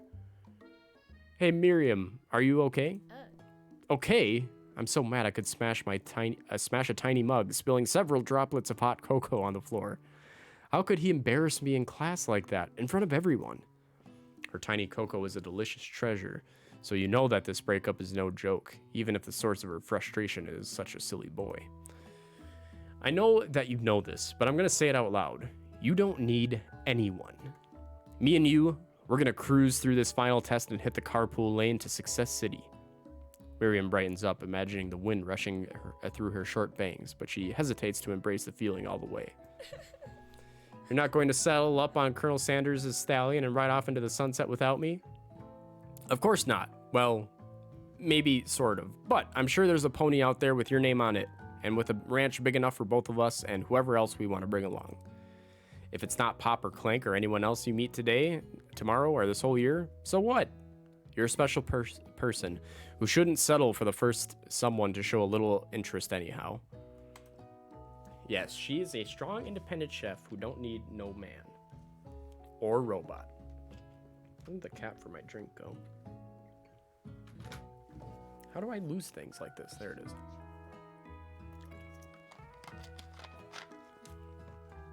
Miriam gives you a big hug and wipes the tears from her cheeks. I should really review my menu for today. I'm going to make a very special soup. And I bet that Professor Dog is gonna love it up. While you were pep-talking Miriam, you completely missed lunch, but that's okay because you had a better idea of how to spend the time before your exam. You've decided to head to the arena early to practice a dish. This is it, the location of your final challenge, a test of will, a test of courage, a test of talent, and a chance to beat the pants off of Van Van, the supposed man-man, and his eviler counterpart, Ashley. As planned, you begin to run through a quick test of a recipe you've been working on. RJ's famous chicken pot pie. After practicing for months making this dish comes second nature to you, and you're able to quickly get a fresh pot pie in the oven. But as soon as you do, your cram session is interrupted by Colonel Sanders. RJ, what are you doing here? There's still time before the exam. Oh, just taking it all in. I'm big into visualizing success. I'm looking at my station and picturing victory. The pot pie has begun to bake, and the smell is slowly filling the space around you. Visualizing, huh? That's too bad. I was hoping you were here cooking something delicious. You'd usually happily share your food with anyone who is hungry, but the last time you let Colonel Sanders get in your head, it cost you a cook-off. You decide that it's time to put your cooking above your romantic desires, but that decision gets hard to stick to when an oven timer goes off behind you. Let's fuss up about the dish. Okay, you got me. I'm doing a little bit more than visualizing. I know. My nose can smell a pot pie from 400 yards. That's an oddly specific distance, but you'd expect nothing less from such an oddly specific man. You knew it was a pot pie just from the smell? Not just a pot pie, but a chicken pot pie with an all-butter crust. And my nose is telling me something. Oh no, is it burning? Haha, No, I can smell that it was made with a heaping helping of TLC. But it'll probably start burning any second if you don't pull it out. The moment of truth. Wow. It's the best pot pie I've ever tasted. I've always loved country cooking, and I could eat this all day. There's no time left. The final showdown is about to begin. Sprinkles lays down the ground rules. There are no rules except except to cook with everything you've got. You step up for the cook-off of a lifetime. You decide that mac and cheese plus the pot pie you've been practicing are just the dishes that'll push you over the edge to victory. Meanwhile, both Van and Ashley are prepping wildly elaborate dishes per their usual over-the-top selves. Miriam has her giant magnifying glass and several sets of tweezers. She's definitely prepared to go big going small. Colonel Sanders seems to be harnessing his 11 herbs and spices, but he's trying to find a way to improve on something perfect. His original recipe, restricted fried chicken. The intensity in the room starts at a full 10 out of 10 with a frenzy of action. Everyone is calling out really cool special cooking moves as they prepare their food. Wow, this is getting serious. Colonel Sanders batters his chicken as it levitates through the air. Egg wash. Miriam furiously injects ingredients into an itty-bitty pot of broth. Best friend baster blaster. Van flexes his pectorals as he chops open a sea urchin. Let's rock and roid.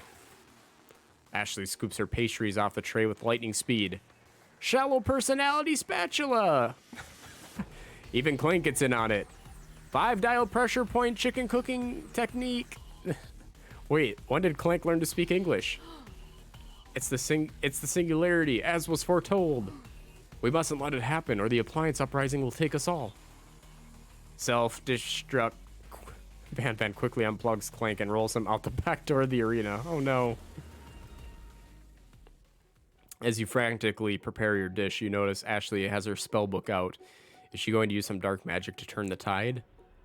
You've got a book of your own, and you're desperate not to see her win another battle. Should you take this opportunity to fight magic with magic, even if it's almost certainly evil magic? We have to remember the Colonel's lesson. Don't do things the easy way.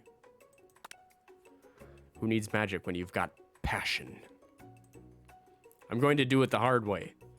Colonel Sanders sees that you've chosen to win on your own terms, and he gives you a subtle wink from across the room. I believe in you, RJ. Miriam notices too. And I've always believed in you, RJ, since we were little kids, because I'm your best friend forever. You turn to notice that Miriam is at your station, cheering for you. Miriam, what about your dish? If you're here cheering, who's cooking? Tiny food, short cook time. I'm actually already done, so I thought I'd help you. Oh, that's sweet, but Miriam tosses a handful of spices directly into your boiling noodles. It's the secret ingredient. However, she doesn't know that you lied about the ingredient, that the ingredient was made up, and where in the world did she get Eye of Newt from? The boiling pot explodes, sending Miriam flying backwards. The watery noodles begin to swirl in the air, bubbling up into a dark cloud that thickens and congeals before your very eyes. It is I, Steve, the spork monster. Steve? Wait, what happened to Borko? You're not here to battle me, are you? We spork monsters are many. I think Borko had the day off, but you have conjured Steve, and I hate to battle. So I'd say you're doing pretty alright. Oh hey, you're in the middle of a cooking competition. I love this stuff. It's better than TV. You crazy kids and your culinary skills really impress me. Mind if I hang out?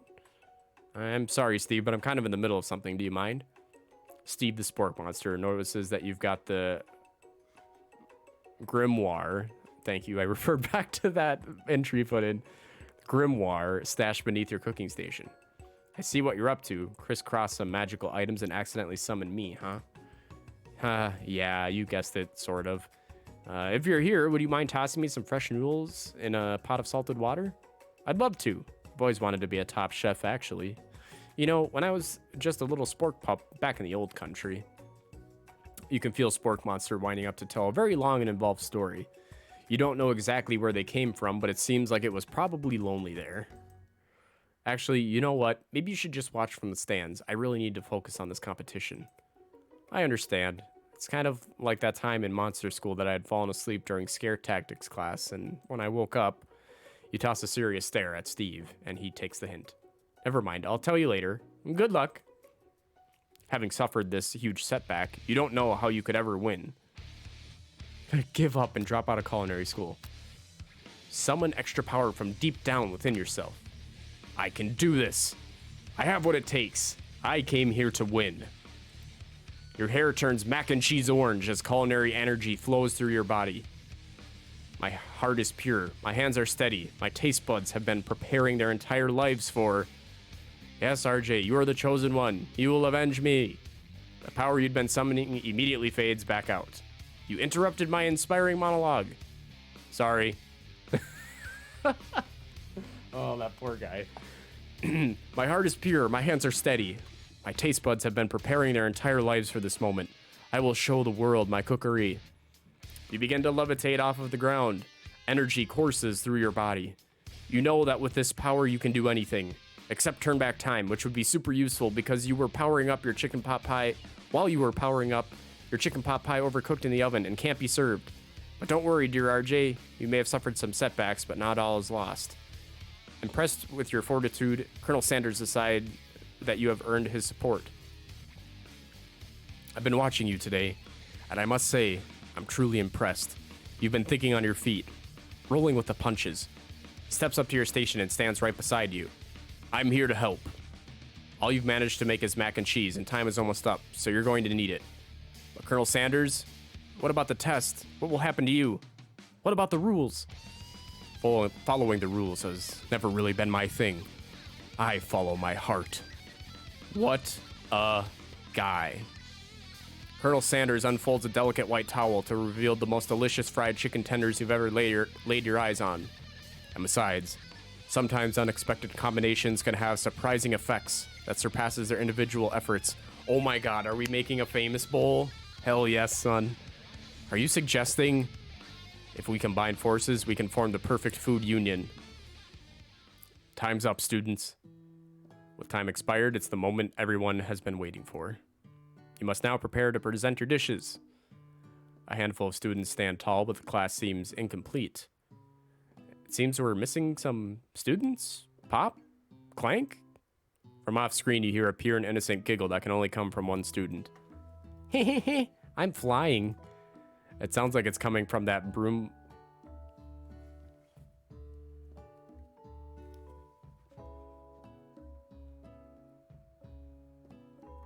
We did it, folks. We fucking did it. We made it into the Colonel Sanders dating sim game. We are, yes, we are canon. Fuck yes. Haha. It sounds like it's coming from that broom closet over there. Miriam, would you mind? Inside of the closet, you see Pop hanging on a broom hook by the elastic of his underpants. Pop, get down from there right now. Let me guess, did Van Van have something to do with this? When someone asks for a wedgie, who am I to refuse? I thought a wedgie was a salad. It looks like Pop is eliminated from the challenge, seeing how he didn't cook anything. I can't feel my legs. May I be excused? Sure. You kids and your pranks. I must say, it's not the worst prank in UCSLAL history, but it's not exactly yearbook material. Wait a second. Pranks. Clank! Where did that pressure cooker roll off to? You wait to hear a signature word beep or other onomatopoeia, but there's none. Somehow he must have... Oh, is that an error? Somehow he must have gotten unplugged, I guess. We'll have to figure that out later. That leaves only 4 remaining students. Please collect your final projects. Yes, it has been a long semester. Wow, 3 whole days long. But after days of hard work, the time has come for me to eat. Miriam, please step forward. Now, describe your dish. I've made tender udon noodles and a savory soup. Oh, that looks good. I love udon noodles. My word, it's so delicate. Is that a teeny tiny Naruto Maki I spy afloat in this itsy bitsy bowl? Yes, chef. Please, call me Sprinkles. Chef is my father's name. Chef is also canon. Yes, Sprinkles, and some green tea made from baby tea leaves that I picked myself. Sprinkles carefully sniffs around the dish before opening his mouth and letting just the tip of his pink dog tongue dip into the bowl. Sublime! Would anyone else like a taste? Oh, come on, I'm not one of those dogs who doesn't floss. I even have a really cute electric toothbrush for dogs. Fine, I'll enjoy it all myself. And in a flash, the entire meal was devoured. Not that it took much, it was less than a thimble's worth of soup. A+. Rarely do I taste a dish with as much love poured into it as yours. Miriam is overjoyed. She gives you a huge hug. Thank you, RJ, for helping me to believe in myself. Van, you're up. Now describe your dish. I made uni over smooth egg custard and an axe-hewn urchin shell, topped with caviar. Has anyone had uni before? I've heard it's really good, but I can't say I've had it. Did you skewer one type of urchin with spines from a second, different colored type of urchin? Yes, Sprinkles. A bit much, don't you think? That's exactly why I did it. A bit much is kind of my brand. Doesn't it look cool? Sprinkles leans in to sniff the uni, but he can't get his nose close on account of all the spikes. He begins to paw at it erratically, causing the custard to slosh around. Woof woof. Please be gentle with my cuisine. Grrr. Finally, Sprinkles goes all in, tongue first, but he can't get past all the needles. He reels back as his tongue is poked and prodded. Ouch, my tongue. You have had it, and you love it. Is that something that you would get at, like, a sushi place? Because we don't have many around here, but there is one. And I have to say, too, I may have talked about it before. I've had, like, raw fish sushi before because I really wanted to try it. I wasn't a huge fan, but I found the one thing with sushi is that I don't like is I can eat as much of it as I possibly can, and I don't feel full. I never feel full. Like, I will feel full for like 10 minutes, and then after I walk out of the restaurant, I'm like, well, time to go get some food, I guess. I don't know what it is, but...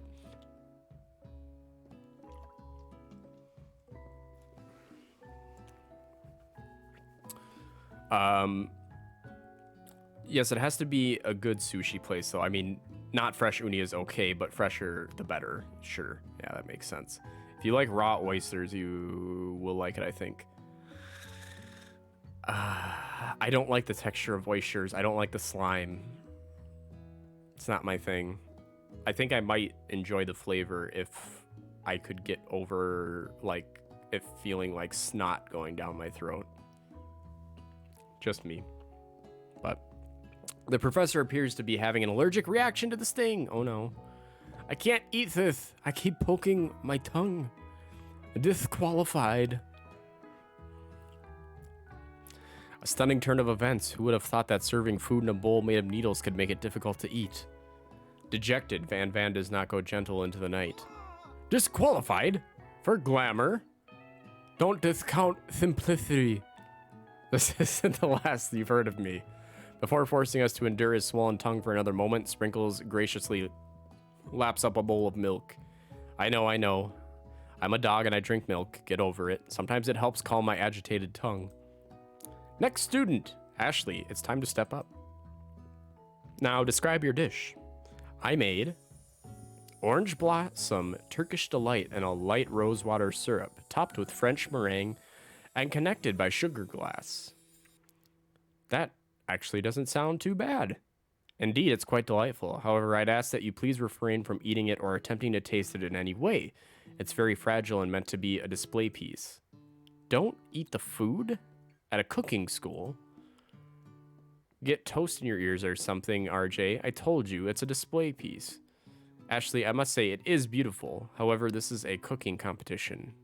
At a cooking school.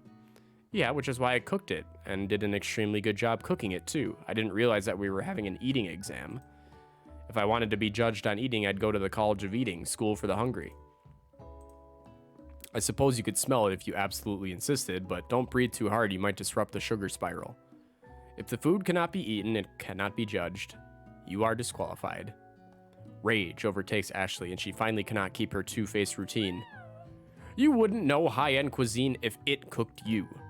And with that, Ashley storms off to rededicate herself to being the best, but this time without being shackled by trying to be fake nice and liked by everyone.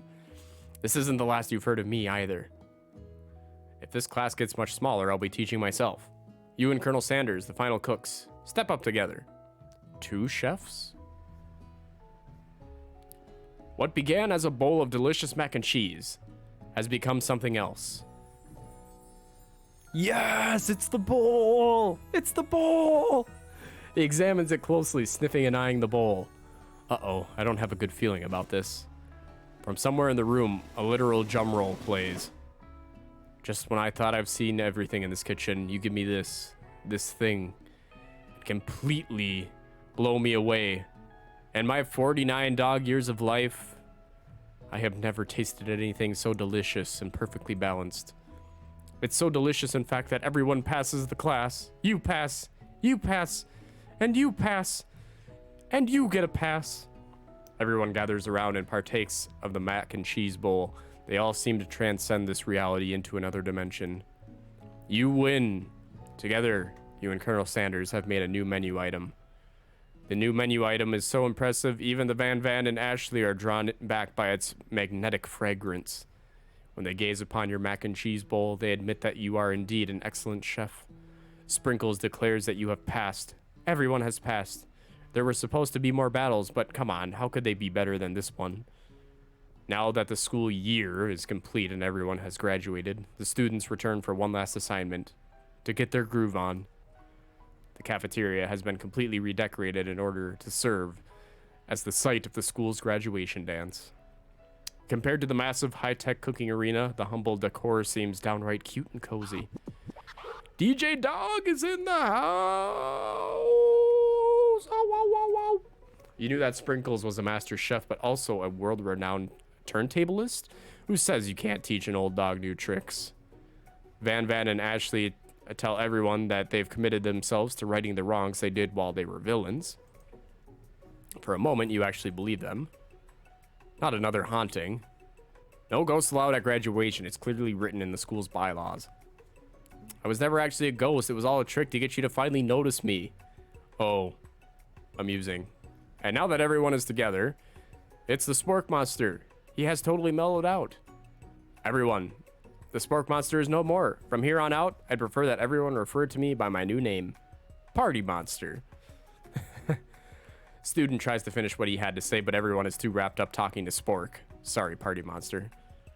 Dejected, student walks off.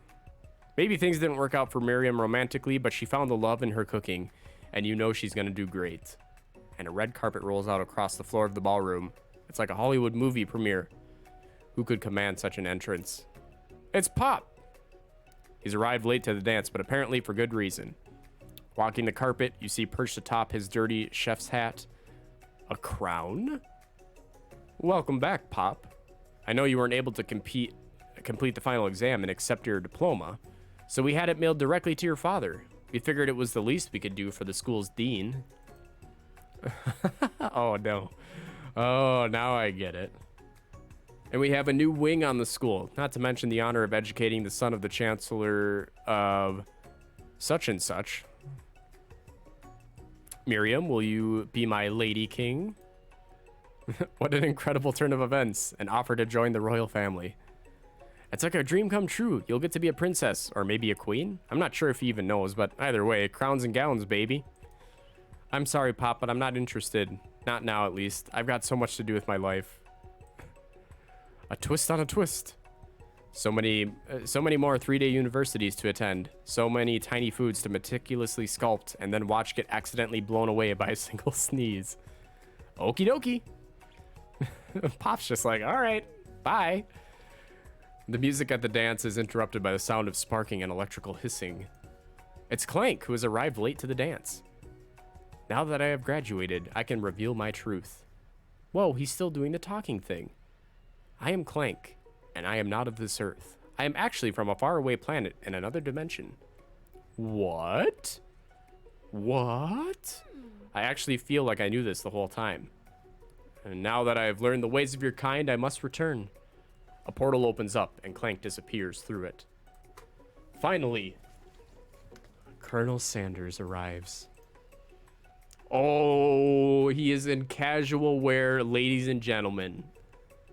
He's got that form-fitting V-neck, the red pen in the breast pocket, and a beautiful black-framed watch with brown leather straps. I can't even talk. I'm so flustered.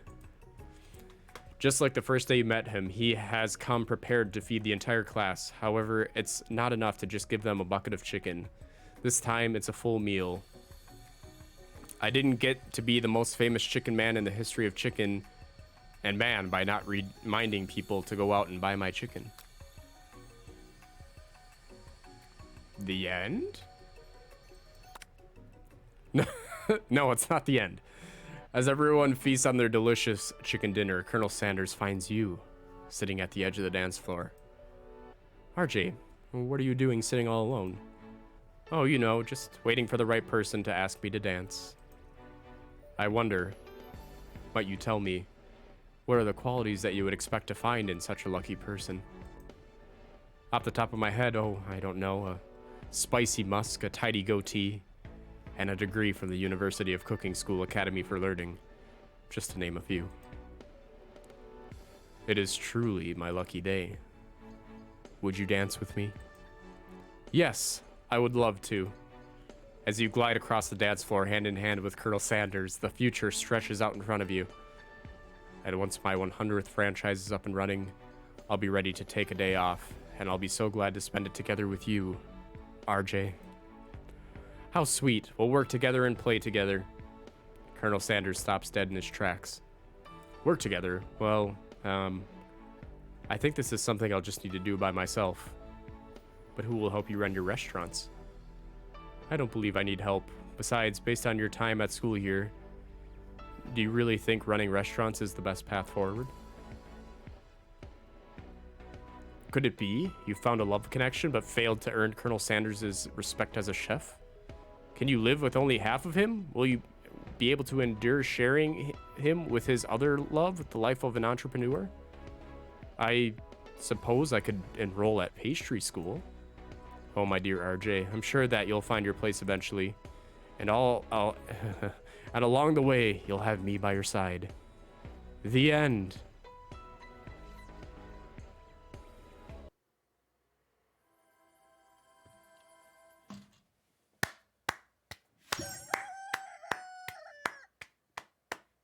Bravo.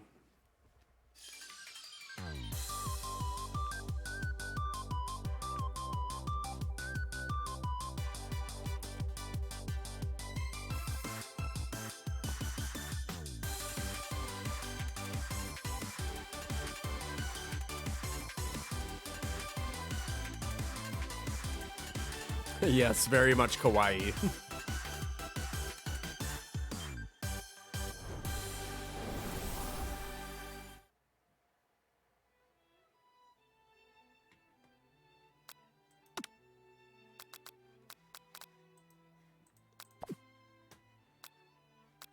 All right.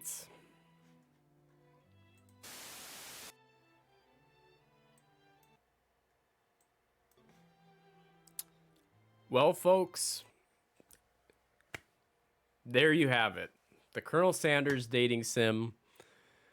I don't. I have a feeling the way they phrased it at the end there, I succeeded in romancing him, but I didn't get his respect as a chef. So we kind of did okay. But there you have it. That was a fun little experience. I guess I don't know what I was expecting from it, but it was really good. I would highly recommend it. And just as a side note, if you do want to play it, it's totally free. So if you have Steam, you can play it. So I think that is where we are going to conclude things for the evening. But let's see. Let's see if any of our friends are online.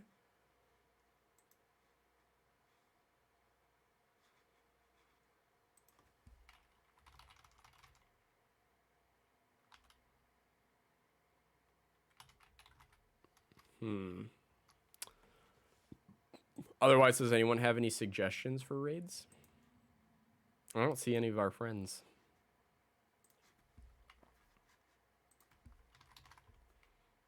Although I have to admit, the little interface for raiding people regularly doesn't show me people who I raid on there.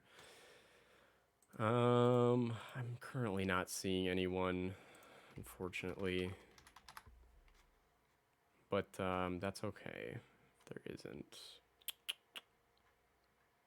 Yeah, I don't see him. That's okay. I think that's just where we will call it for this evening. So, to all of you who joined me for this weird experience this evening, thank you so much. I appreciate it. I hope you all had a great Thanksgiving. Stay safe out there. I will be back again tomorrow, and I think what we're playing is A Night in the Woods, if I remember correctly, which is kind of another like anthropomorphized animal storytelling type game. It looks like it'll be fun. So I think we're gonna kick that off tomorrow at 6 p.m. Central Standard Time. Feel free to catch us over on the Discord where we have a lot of fun over there. Chat about a lot of things, share pictures of our pets and whatnot. But until tomorrow, I love you all. Stay hydrated and be excellent to each other. And I'll see you then.